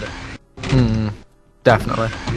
I mean, the thing is with, like, the whole, you remember River Song's death bit where, she sacrificed herself to, save the Doctor. And that was really nice because, she, properly cared about him on a deep emotional level. However, Stephen Moffat he wrote all of River Song's, builds up to the Doctor. Well, first of all, he wrote like 30 years of it off screen, which was just, oh, why did you do that? You should have, show don't tell, right? But even ignoring the fact that he did that, he still, like, so much of it was silly. It was almost adversarial. It was never a relationship. It was never really an equals thing. It was always they were always trying to get at each other. And so the deep-seated love that River Song showed when she sacrificed herself to save the Doctor, it didn't make sense because it was all shown off screen. I'm not gonna lie though, the one kind of good time she had under Stephen Moffat's hand was that one time with Peter Capaldi. Which time was that? The one where Peter Capaldi has been dragged into the... the one Was it the Christmas special? It's the one where it's the last time he ever meets her. Oh yeah, that one. Yeah, that where was... Where they finally go to the fields of... not to the fields of Trenzalore, when they go, to the sort of arced thing with the restaurant. Yeah, I mean, that was, it was a nice moment. But the thing is that the actual explanation wasn't nice because they didn't develop... That was the development of their relationship. It was a really nice moment and the episode was okay. But it was like they just decided, okay, well, any inconsistencies, why River Song isn't written to, like actually have a deep-seated emotional love for the Doctor, that's just going to be fixed now because she's spending however many years, as I said, show don't tell. Just don't tell us that River Song has an emotional connection with the Doctor. Show us exactly what went down during those years. Also, the fact that she's been written in reverse is really underutilized. Oh yeah, definitely. Like, you're writing a character in reverse. You have the potential to show them as an end result of being a human being, and then work backwards. But she's mostly the same person all the time. Yeah, it's a big problem. Stephen Moffat is very bad at nuance. He's very, very bad at nuance. That was close. Yeah. Oh, by the way, when I was younger, I used to always hated how the companions would leave after one season. But then I saw Stephen Moffat's time as the showrunner, and I was like, maybe that was a good thing after all. Yeah, I mean, I wouldn't have mind, honestly, if, Martha stayed on for a bit longer, because I liked Martha. She was, she was genuine. I don't know how they would have really written her to stay on for longer, because... I didn't particularly feel attached to her. Quite frankly, my Tennant favorite companions go as follows. Donna, Rose, Martha. Yeah, I'd probably say, Martha, Donna, Rose. Well, it is the fact that Rose is a little bit bland. But hey, you do feel the relationship between her and the Doctor. Like, that definitely. The relationship was really good. Oh my god, and then the ending. Yeah, that was brutal. Well, what happened to my gun? I don't know, Outlaw. What happened to your gun, Outlaw? My god! Oh, by the way, remember the moment when David Tennant was regenerating? Just the part where he met up with Rose, and then he plays sort of pathetic music, and he walks slowly to the TARDIS and moves around the console, and then just finishes off with "I don't want to die." That was one of the most depressing and beautiful things I've ever seen in my life. Stephen Moffat never even came close to the emotional weight of that one moment. Yeah, I know, that was really big. And the thing is, Stephen Moffat had a lot to work with at the time. He had so much to work with. He has way more than Chris Chibnall has to work with right now. The thing is, you know, the Waters of Mars. I think it was an Easter, or it was a special episode. Yeah, do you remember the Doctor saying, you know, the laws of time are mine and they will obey me, and he was becoming was beautiful.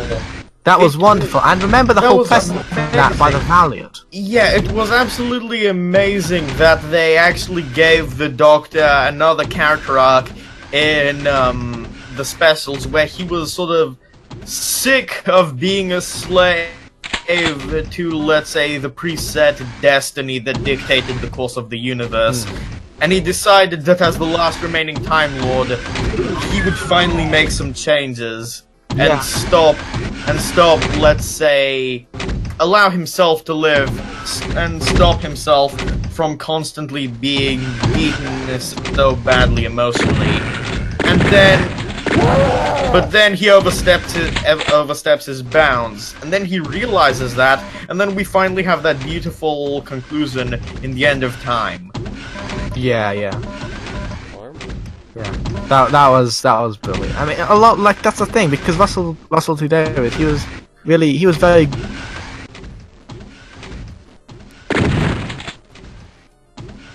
is writing a TV show that loads of nerds are watching, and they are going to eat up the nuance. But Stephen Moffat didn't seem to internalize that as much. He never put as much depth into anything because he was still making it a very big on a family show. Russell T Davies made it a family show that nerds watch, or Russell T Davies made it a nerd show that families watch. Yeah, he relied way too much on emotions, and he sucked the science out of science fiction. Yeah. Well, I will say one thing. The Doctor would work himself into a corner, and then he'd escape because of the power of bullshit. One of the times I hate when this happened the most was in that episode where they were like in the mansion with Bill and the sort of bug-like things that turn people into wood. And the Doctor, in the end, was trapped in a room with the bugs. He was about to be eaten, and then, oh, turns out the mother that's made of wood is the actual one controlling them, and she can stop it. Yeah, I didn't have as much of a problem with that. I thought that episode overall was pretty good because there was a kind of unsettling murder-suicide at the end. But I think, yeah, generally, there's actually, I think it was in one of the episodes in Season 10, it was mentioned, somebody made a joke about the sonic screwdriver being a magic wand, which I think must have been directly aimed at the fact that the sonic screwdriver does anything now. Do you remember the time it healed snake bites in, like, Season 5? For no reason. Yeah, like somebody, I think it was a vampire bite actually, it was something. In The Vampires of Venice, in Season 5 with Matt Smith. Her neck, and the Doctor pulled out a sonic screwdriver and fucking healed them. Do you remember that it doesn't do deadlocks and wood rule? Yeah, well it also does flesh. I do not remember, I remember that episode, not that much. Yeah, just as well, it wasn't good. Yeah, by the way, seriously, in that sort of murder-suicide, potentially, Russell Davies could have done so much. He could have made that a beautiful, meaningful moment. But he didn't. Yeah, he took away so much from who the Doctor was, because, as I said, Doctor, all-encompassing personality. He's like the force, this force of nature, or rather this force of the universe. So what does he do? He makes him near incompetent and has either other people solve his problems, or has his problems solved because of the power of bullshit. The thing is, yeah, the Doctor should be designed as this sort of, like, god creature who's only limited by his own morality. He's only controlled by his own limitations. And that's exactly what it was shown in The Waters of Mars. You know, he went beyond that and then he felt bad for a bit. But, you know, theoretically, he could have done some great change, and that's, like, that could have been the first step in him realizing that he could do that if it was written at the end a little differently, I guess, because he's similar to Rick from Rick and Morty. He's the sort of godly force of nature that's a prisoner of his own mind. Yeah. The way they tackled this idea, it was my favorite the most with David Tennant and what's his name? Peter Capaldi, because they had some potential to work with there. his moral compass was thrown off a lot. After the whole thing with Gallifrey, he finally regained some sense of purpose, but simultaneously everything seemed so meaningless to him. And he completely lost sight of who he was. Yeah, And he often did so many disgusting, deplorable, and immoral things. But as a godly character, he had hardly feeling anything. You could understand to some degree where he was coming from, but they didn't put much effort into humanizing him. It was more lip service. And it's terrible, because this idea of the Doctor being this godly creature trapped in his own mind could have potentially worked amazingly with the setup with Peter Capaldi in a completely different way than with David Tennant. Yeah, I agree with that. It could have been so cool, and it wasn't, because Stephen Moffat is a bad man. He wrote one good episode that I, quite frankly, think is overrated. Yeah, I think it's overrated too. And then he became the showrunner and he fucked everything up. Well, at least we're getting... I thought it was a good... Tell me something, Outlaw. Are you high? Outlaw Harvest, have you seen Doctor Who before? Yeah, I started watching the end of David Tennant, and I was like, what the heck is going on here? Then Matt Smith came around, and I was like, oh man, this guy is the best guy. Ah. Okay, yeah, I see. Right, Well, Alex, I think we just discovered that Outlaw is indeed mentally disabled. I think the thing is that Outlaw isn't quite autistic enough to care this much about a children's family show. Oh, yeah, see, what I like about it is that it's a family show. Like, I watched it Oh, with yeah, my okay. family, and it was... If what you like about it is that it's a family show, then that's wrong. You're watching it wrong. Yeah, it was a family You're show. enjoying this wrong. It was a family show in the beginning of New Who to some degree, because of the emotional, let's say, nuance that was put into it. Not only in the stories, but in the characters. It was written in a way that people could identify with it and get behind it. But then they but the family element, well, quote-unquote family element, I'd really just pull it to the human element, was sort of there. It was one of the core elements of Doctor Who, but with Matt Smith, it became a superficial element with almost no actual meaning. I don't think so. I thought it was charming and fun, and I liked it. It's charming and fun, as you know, as Lone Crit says, on a superficial level, sort of. But it's not, they made because the thing is, there's no depth to there's no depth to Matt Smith's Doctor. The characters. No, Well, you're wrong. The characters were written as to be energetic and likable. Yeah, they're likable. Normal. So you can get behind them because of everyday reasons, but they're really more about entertainment. As ideas, there's hardly anything behind them. So, And it's a now good the thing show. is, That's the thing what is matters. with my problem with Matt Smith in general is that Matt Smith's Doctor, he downplayed the whole intellectual part. And I think the intellectual part, it is the Doctor's superhero. It's, you know, it is Batman's money. Did I just say the Doctor's superhero? I meant Doctor's superhero power.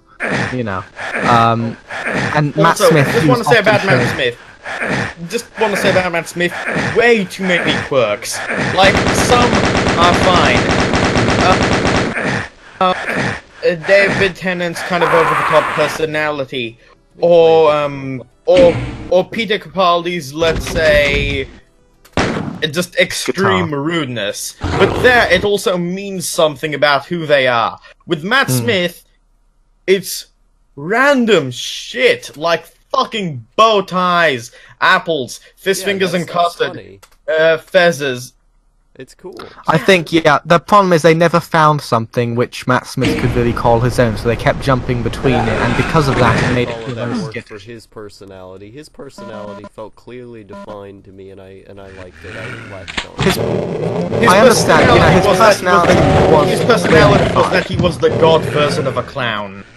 His personality was clearly defined, but I feel like his character, his personality as a doctor was lacking. He's fine as a character, and it's a similar thing, to what I've said about. I care about him as a doctor. It's a 50-year-old show. Oh well, I don't. It has a legacy. I care about having good shows. Okay, so Outlaw is now excluded from this discussion. What do you think about Chris Chibnall, who's coming up? Do you know anything about Chris Chibnall? I mean, I've been Let's see. excluded I for a do know a while. little bit about Chris Chibnall. Yeah, you deserve to be let's see. excluded. I'm just gonna pretend he's not talking anymore. He deserves to be excluded. Yeah, let's see. Chris Chibnall, if I remember correctly, he wrote Dinosaurs on a Spaceship, which Great episode. was kind of. I mean, because of the way the characters had set up, it was honestly just honest, quirky fun. Yeah. Problem being, It's honest, Dinosaurs, quirky fun. Dinosaurs on a Spaceship was by far one of the worst episodes of the new Doctor Who that I've found. That's saying a lot because I'm placing that above. Yeah, Also, Solomon there's the a whole Trader. children. Wait, Solomon the Trader was an interesting antagonist. Well, He was, but it was a stupid premise. It wasn't performed very well to offset the stupidity, and also Chris Chibnall wrote to kill the moon, which I know turned. Actually, that was the episode that turned Magos off the show. okay, on the one hand, it was nice how they wanted to highlight the Doctor's new sort of moral corruption, let's say, or ambiguity. On the other hand, though, he was basically being a massive dick for no reason. Yeah. It wasn't written well. Now, there is one thing that I will say in Chris Chibnall's favour, and this is why I think that he was actually going to be a very good showrunner, despite his, not so great one-offs. It's because, I don't know if you did, but I watched the entirety of Broadchurch, which is his other show, that he was the head showrunner on for a while, and it actually did have Jodie Whittaker play a fairly major role in it. So I didn't know he wrote it, but I know that Jodie Whittaker was in it. Oh, yeah, shit, Jodie Whittaker was in it. David Tennant was in it. I Few just people. realized, yeah, it's that thing. It also has the other chick from Doctor Who, the one who played Prisoner Zero in Yeah. first 11th episode. hour. Yeah. By the way, Yeah, wasn't it also the has- most awesome thing in the 11th hour, in the ending where the Atraxi returns to Earth, and the Doctor does this whole questioning thing, where it's like, okay, is this planet a threat? No. Is this planet under attack? Or I don't know, has it violated any laws? No. Is this planet in danger? It doesn't say anything, but yes. Is this planet defended? It shows the Doctor, and then, oh my god, at the end, it just plays the new Doctor's theme, and he walks through the projection, and the Atraxi just fucks off. Yeah, I thought that was definitely pretty good. I'd say, because the thing is, Stephen Moffat's, he's okay at writing like individual moments. He's not bad at that, so he can do it. It's just everything else Yeah. isn't good. And like that's one of Matt Smith's best moments. I mean, he's a fine actor, but I'd say that's definitely the times when he was showing, sort of due.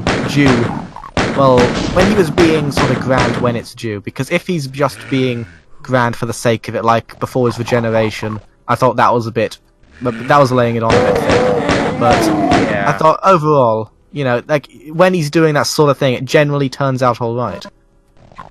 Yeah, Matt Smith's episodes clearly focus more on a quirky style rather than anything particularly meaningful. That's why they're. I respect. It's not bad. It's not bad, but it's extremely off-putting when you know what came before that and how just much greater it I was. think there are a lot of meaningful moments in Matt Smith's, years, though. episodes like what's the episode called? The Idiot's Lantern. That started as a fun, quirky episode, but it actually also meant something. I like Yeah, that, yeah. Vince Van Gogh episode. What was it called? Vincent fuck, and what the was it called? Doctor. Yeah. That episode. That one was pretty good, legitimately actually. masterpiece. Yeah.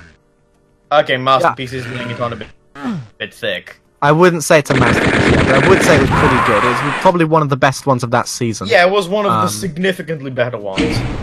But now I'm just going through the list of what Chris Chibnall has done. Let's see. The Power of Three. That was a fun one that ultimately something. Sonic Screwdriver fixed it, boys! Yeah, they especially had this whole deal about how the Doctor is always so hyperactive, and he lives in this sort of completely different world than Amy and Rory. But for one moment, he actually gets to come down to their level, which is cool as an idea, but in a practical sense, they did nothing with it. It just had him being quirky and doing lots of shit like making sense. Yeah, and I think that's probably why I think Chris Chibnall will do better on his own, because it's like he has these ideas which are good, like he has, dinosaurs on a spaceship, the idea of questioning the Doctor's morality like that, it's a good idea. The idea of the Power of Three, it's a good idea, but he's not allowed to go anywhere with it because he can't control how this episode's going to affect the arc. It was a really cool idea, and they could have added more to what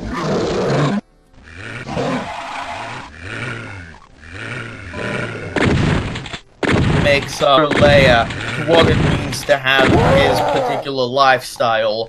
Especially since the Doctor, Matt Smith's Doctor, a big idea behind him is that he sees the beauty in things that nobody else does. This is an idea that's also pretty emphasized in Season 5. And sort of, this could be an interesting way for him to sort of have a character arc where he grows out of this and focuses too much on style.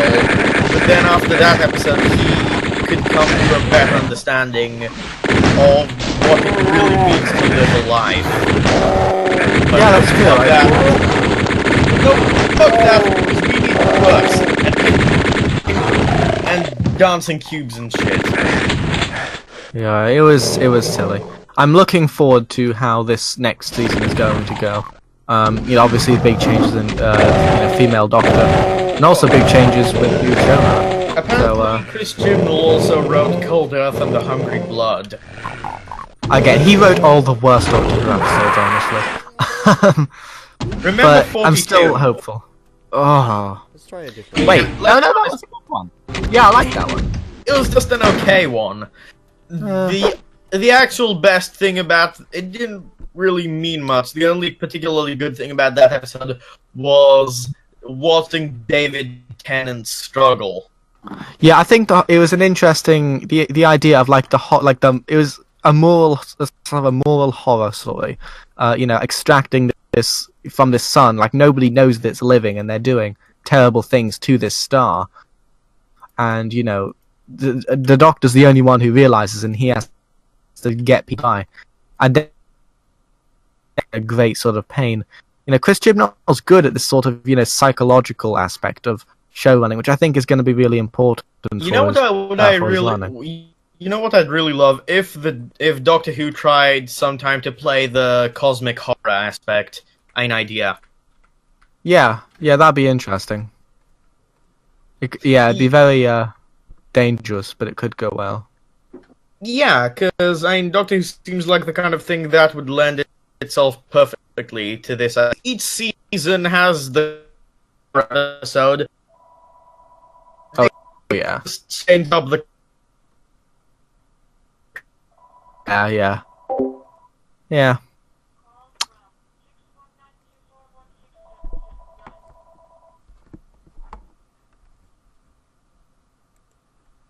That was. Oh my god! It's really more of a claustrophobia focused episode. Yeah, that's true. The idea, the style of horror behind that was being trapped in an unknown and possibly dangerous thing beyond your understanding in a closed area. Hell, this was accentuated by the fact that even by the end of the episode, we still had no particularly clear idea on how this thing worked.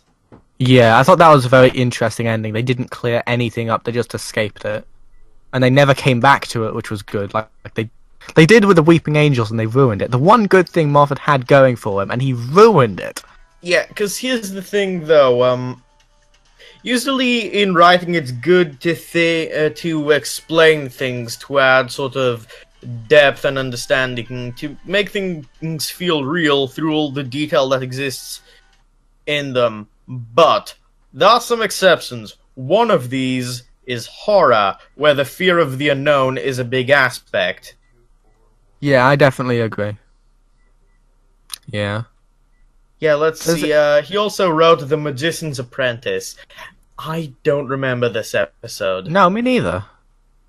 Oh shit! It's Me's introduction Oh. episode. Yeah. Oh no. Yeah. As I said, Hell, he wrote all the worst episodes. It was. I mean, it was okay, I guess. Hmm. There Yeah, I don't wasn't know. anything. There wasn't anything particularly wrong with it. There just wasn't anything particularly right with it either. Yeah. Admittedly, though, the way the Doctor solved the situation was pretty ingenious, though, where he did something legitimately creative, where he created this extremely embarrassing situations for the aliens, and then threatened to pretty much upload the video on the universe version of the internet to completely destroy them in public eye. That was cool, yeah. Yeah. Yeah, it's nice that he actually came up with a clever solution to the problem instead of just being like, "Oh well, I'm about to die. Deus Ex Machina, anyone?" Yeah, that definitely. It's better than that out of 10. But yeah, I think, Chris Chibnall, he did Broadchurch, and that had loads of subtlety. That was like a really carefully done show. There are loads of details in it. Because it's a crime show, right? So there's always going to be foreshadowing as to who did the crime. And I think it was very interesting in the way it was done. It was very sort of, as I said earlier, like the moral horror sort of thing, where there's a terrible thing happening to this person, and it's like, wow, how can people be so evil? It's like, it's very interesting. And, it's, as I said, combined with 42, where he did a similar sort of moral horror thing where, Yeah, terrible things are happening. I think it's very interesting indeed. in my opinion, though, the only really good way to do one of the greater ways of doing moral horror, let's say, is when you see a person doing a terrible thing, you also go into great detail on why they're doing this terrible thing. Because then it subliminally gives the impression to you as the viewer that this is potentially a thing that you or somebody near you could do or become. Yeah. And it wouldn't even be that. Yeah, these are just people going for fuel. They have no others alive. They're just going doing their job, illegally, but they don't know why it's illegal. They're just doing their job, and doing their job, but inadvertently hurting something that they didn't even know could feel. It's a cool idea. It wasn't a particularly good episode, but it was a good idea. I'm not really into torture porn. It is sometimes good to see how strong David Tennant's resolve is through the extremes he's willing to go to. By the way, they completely fuck this idea when Stephen Moffat is go to extremes, like Peter Capaldi punching a diamond wall for thousands of years until he manages to break through. I like that episode. I know a lot of really like that episode. It had a lot of interesting things. There was the Doctor using his intelligence, which was really lacking in that season.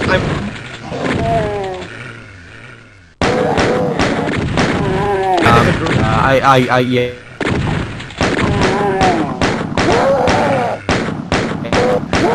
For him, it's like no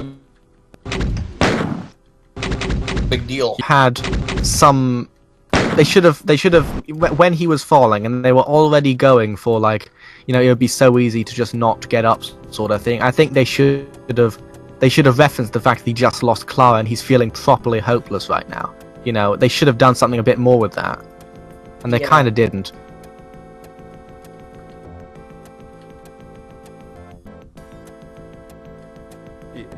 But I think reason, or just because that's generally kind of needless, like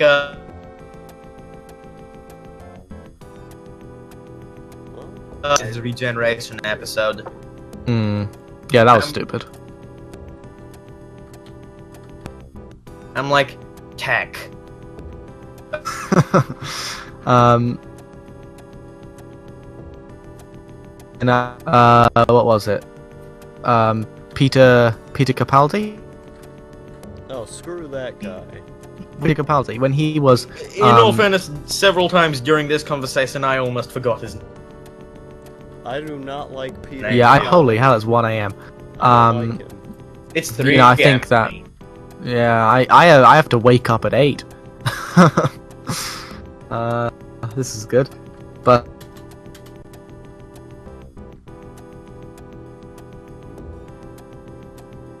Yeah, you're cutting mainly because I'm live streaming right now. Well, in one of the recent episodes, and some reason they just decided, we'll go into this portal. It was the episode with it was the episode before the finale two-parter. It was the one where it was with the Romans, and there was the portal, and they will go into the portal. We'll fend off this monster for like 1 billion. Oh, that... that's an example of a sacrifice for no reason. Like the Doctor, he doesn't age, with it for long enough, and these people are eventually. Who you ask, he doesn't age. I'm pretty sure he can create droids or something. Yeah.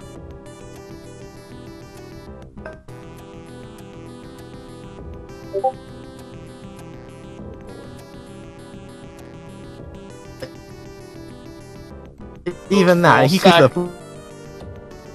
Necessary. The Doctor is a living god.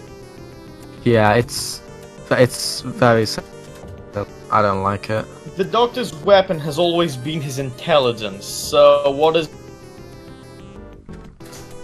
Yeah, I really think every time the Doctor's not being smart is a time when the show is hurting itself. Yeah, it's like, what is smart? One of the main draws of the show, then what the actual fuck are you doing? Yeah, I don't know. It is ridiculous. Classic Doctor Who. But mostly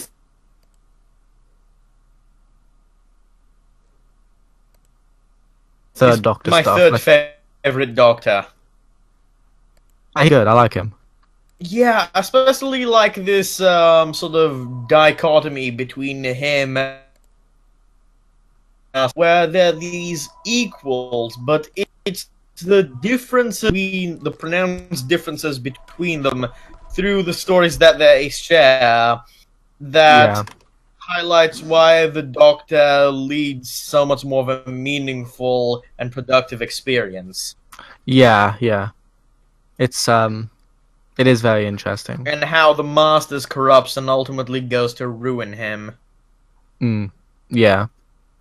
Yeah, it's pretty well written at the time, and it was well written up until like at some point during the 5th Doctor's run, where it just sort of got bad. But even though I personally like the 5th Doctor too. Yeah, he was a good Doctor. It's just at some point the writing just degraded. I feel And it was like after Tom Baker. Those are some big shoes to fill. Oh yeah, definitely. Tom Baker had the role for what, like 13 years. It was ridiculous. 7. You know. Oh fuck. Yeah, lot either way. John Pertwee had 5, by the way. Oh really? That's Yeah. weird. It doesn't feel like that long. Oh well. Yeah. Yeah, I'd say I'd pull my favorite Doctor. Probably. Honestly, at this point, it's probably going to have to be David Tennant, just due to the stories, just due to the writing. Yeah, and After not that, only Peter that, Capaldi. it's because of the amazing acting. It's Oh, yeah. through all the emotion that's conveyed, through the way he reacts to things, the way the way he carries himself, the lengths that he's willing to go for other people, and this sort of despair that's always looming over him.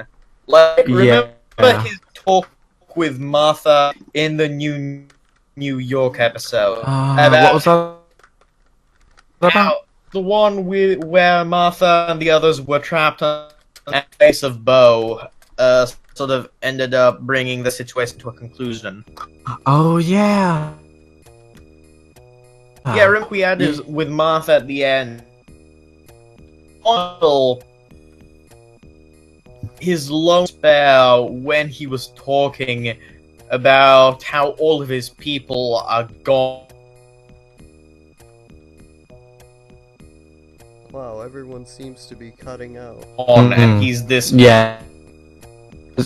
David Tennant's acting close, honestly, because his act.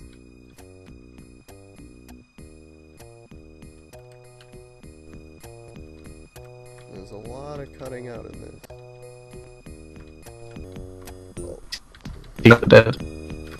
You could tell the sincerity in him more through in his first season.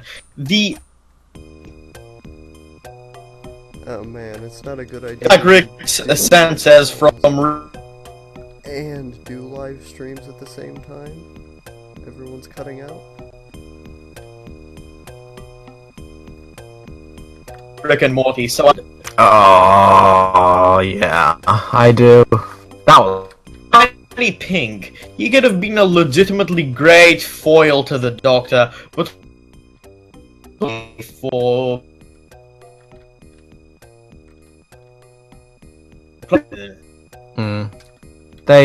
Because the thing is, Peter Capaldi came off the heels of the other show, The Thick of It, in which she would have.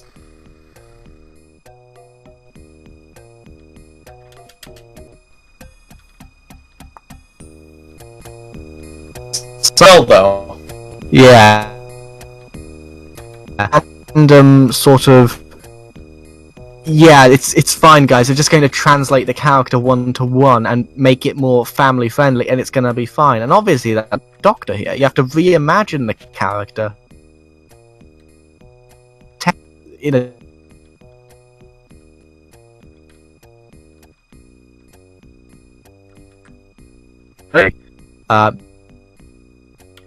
Because he was, well, good enough.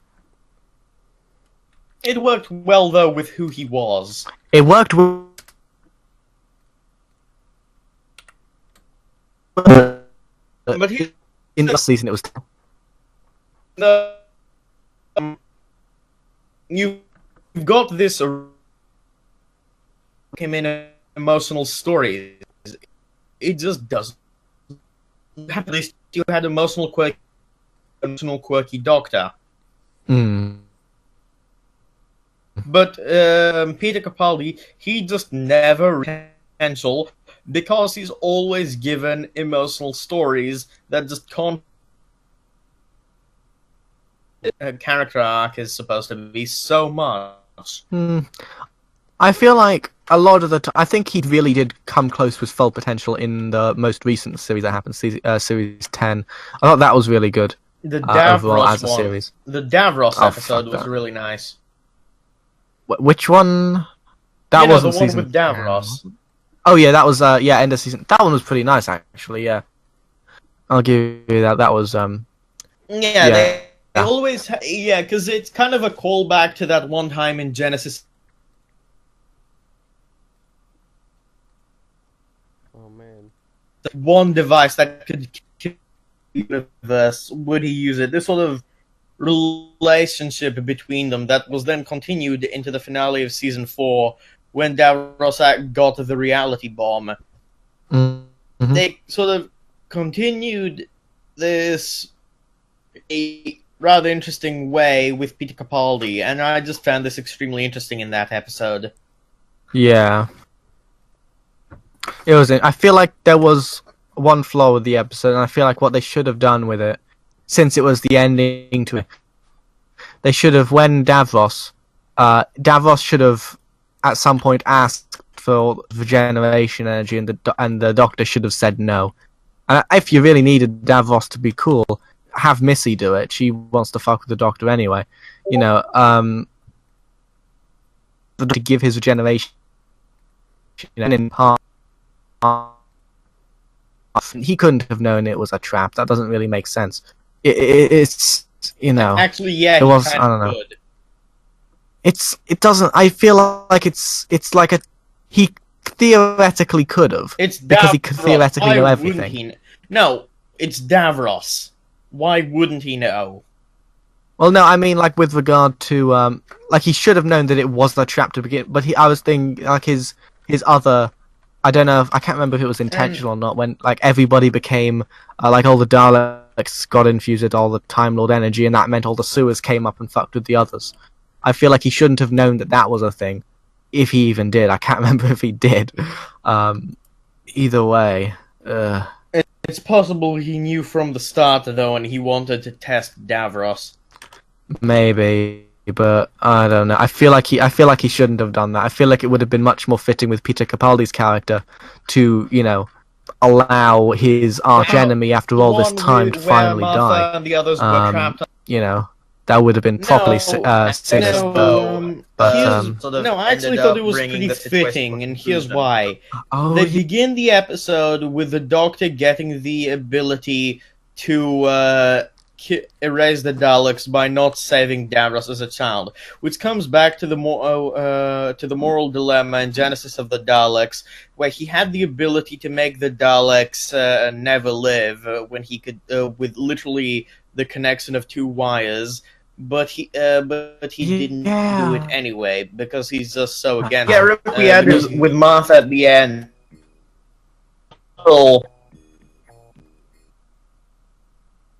Grow up in his long spell when he was that he was, but later on, talking about how all of his people are gone.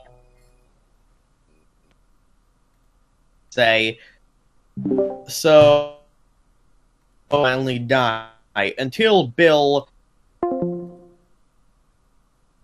intervened.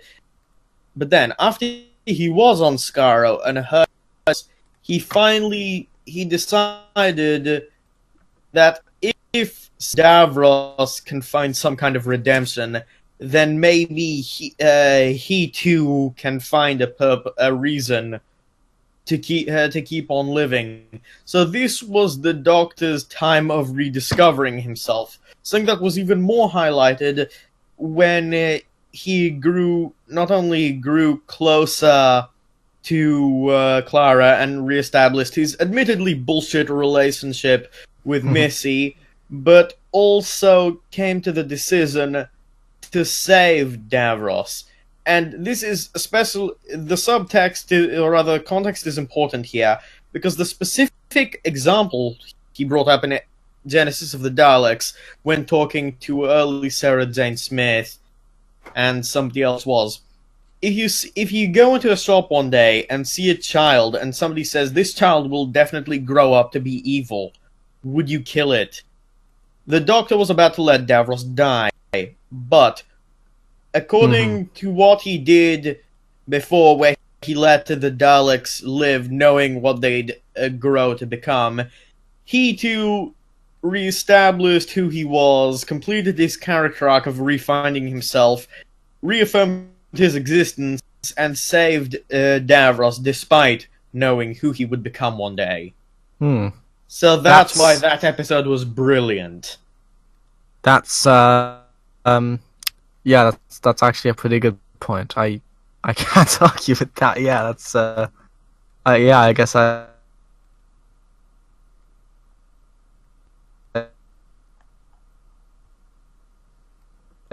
10 years, and it means a lot to me.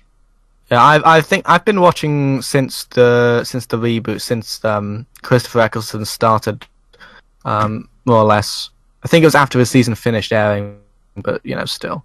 Well, So, when I was a quite kid a while. and went to visit my grandmother on TV, and my dad got it for me on DVD, and then every so on he'd buy me another season until cool. I caught up, and then started buying the old ones. Oh, cool. By the way, the old black and white Doctors, they were pretty nice too. Oh yeah, they were.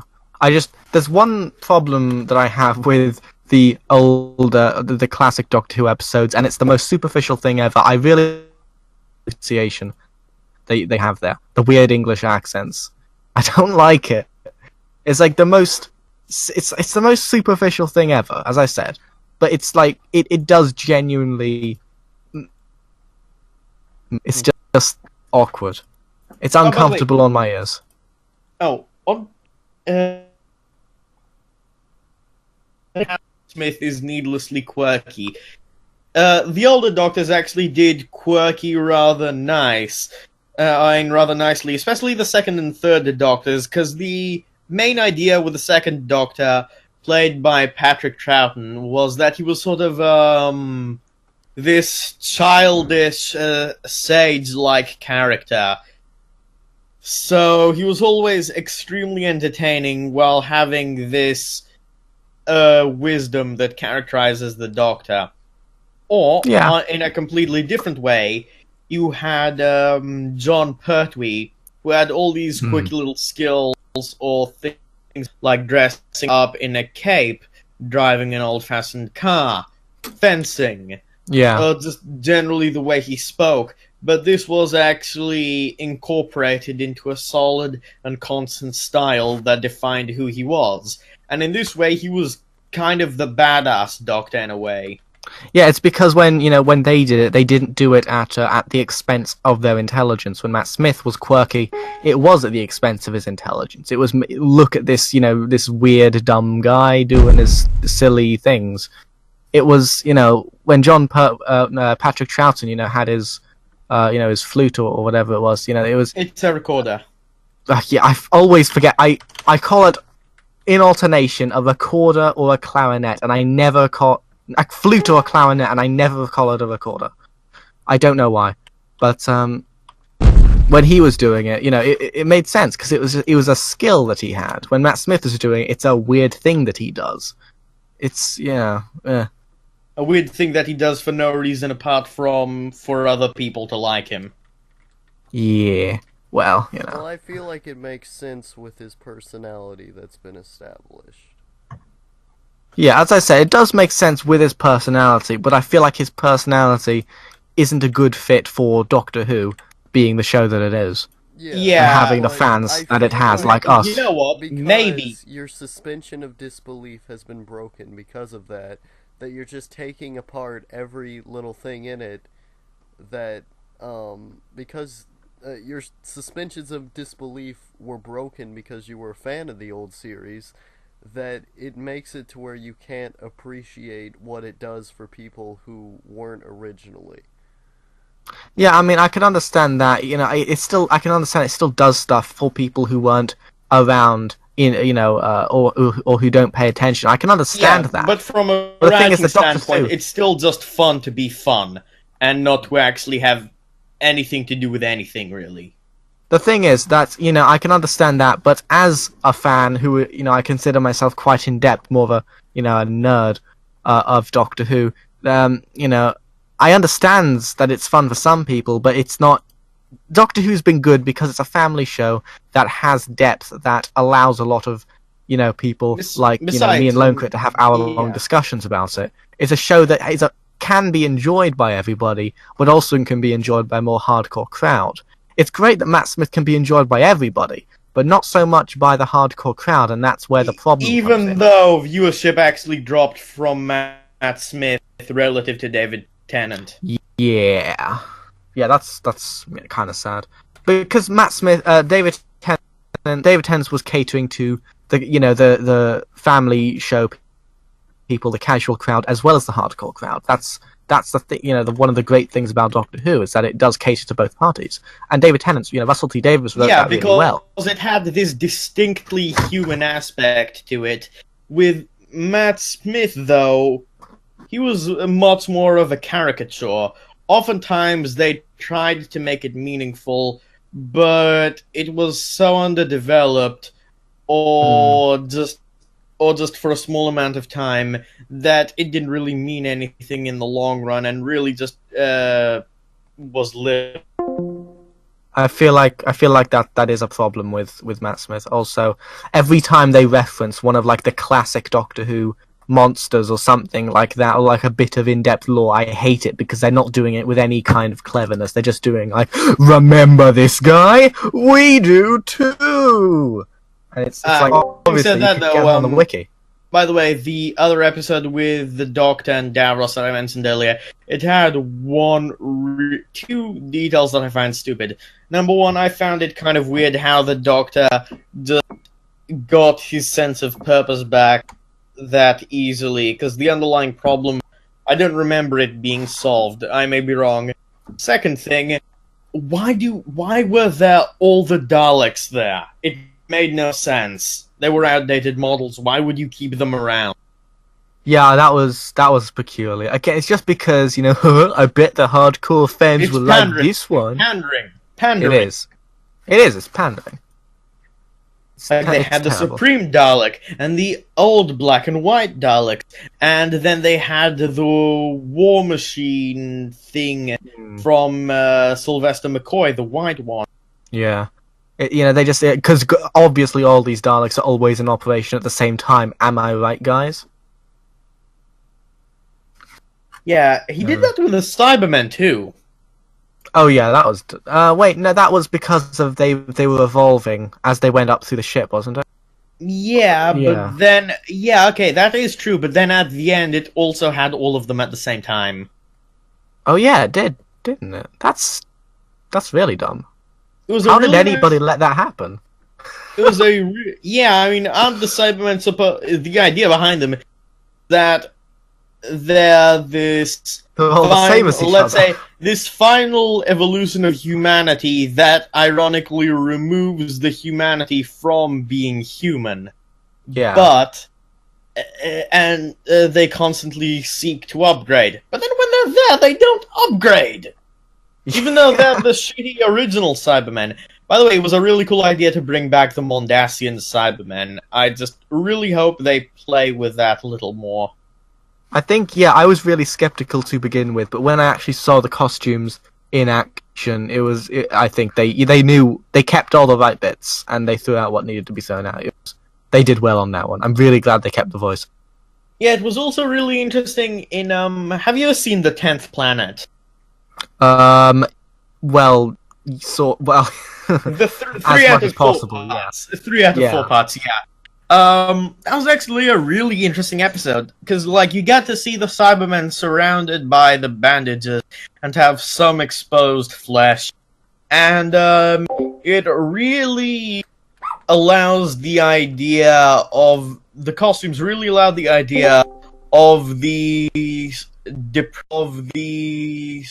depressing state that people, or rather, the state that people have degraded to in the search of prolonging their lives. Yeah. It was a really cool thing. I liked it. 10 out of 10.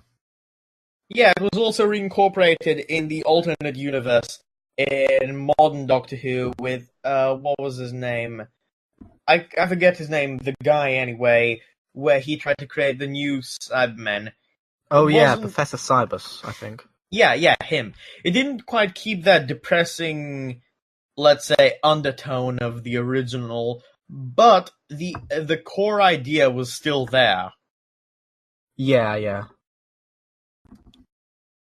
Yeah, That was it was brought back in an interesting way, although by law standards a bit strange. I mean, this guy just invented Cybermen again. Well, actually, I guess it makes sense because Mondas is meant to be just the mirror website, mirror world, isn't it? yeah, So Earth's twin planet.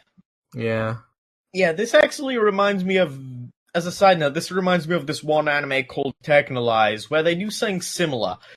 They replace their arms and legs and bits of their bodies with robotic parts and lose their feeling of pain from those parts. And because they lose their feeling of pain, they to a rather large degree not only because lose their sense of fear, also because of the rather bleak place they live. So so while they're physically still human, they lose their humanity as bits of what fundamentally makes them human are removed. yeah. Oh, And geez, again, it's same with Doctor Who and the Cybermen, but it's more all in one go there. yeah. Okay, where I am, it is 1:30, and I need to wake up at a time. I feel like I shouldn't be extending this too far longer, though I could go for many hours. I Oh, have me too, gone me for many too, hours, me but too. yeah, but I feel like yeah, this should be cut at some point, but I don't know. Outlaw is dead; he's muted, so I don't know if he's around to call it because I know he's recording this. And I know that he won't put in the effort to edit it, Even and to though edit out any he dead didn't get silence at the end. permission, by the way. Well, he got permission from me, and then you wandered in. So, Yeah, because remember, this is all meant to be the Alex Ratio Complains About Stuff podcast, yeah, but and he just now it's started the. recording now. Oh yeah, I don't know what that's about. Huh? What a mystery. I could ask him if he wasn't muted. Eh. Now we wait. Hmm. Or maybe he won't unmute. I don't know. By the way, what do you think of the new Doctor? That, like the casting, them making her female. I think making her female as a move is fine. It could be done well as long as they do it right. If they do it wrong, it's going to be really painful to watch. I think the actual actor Jodie Whittaker, I think she has a good chance at it. I think she's definitely not the worst.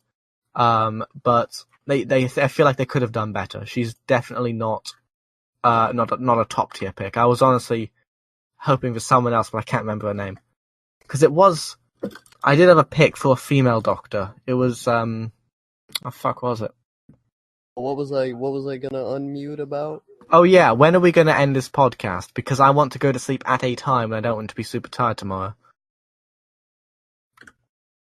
Oh, what was that? I'm sorry, I had the volume turned off. Okay, good to know you asked me a question before unmuting your volume. What was I saying? Yeah, this podcast, it has to end at some point. I don't know when it's going to end because I have to wake up at a specific time, and I don't want to be super tired. Yeah. Um. I don't know. I just sort of dropped out during that entire Doctor Who discussion because I didn't care, and I started playing video games. Okay, that's good. So, has the podcast, in effect, been stopped already at some point? There's the audio recorder bot in the server still. I can get rid of him. Okay, but he's been going for like 5 minutes. Okay. Well, either way, I think I'm probably going to call it now.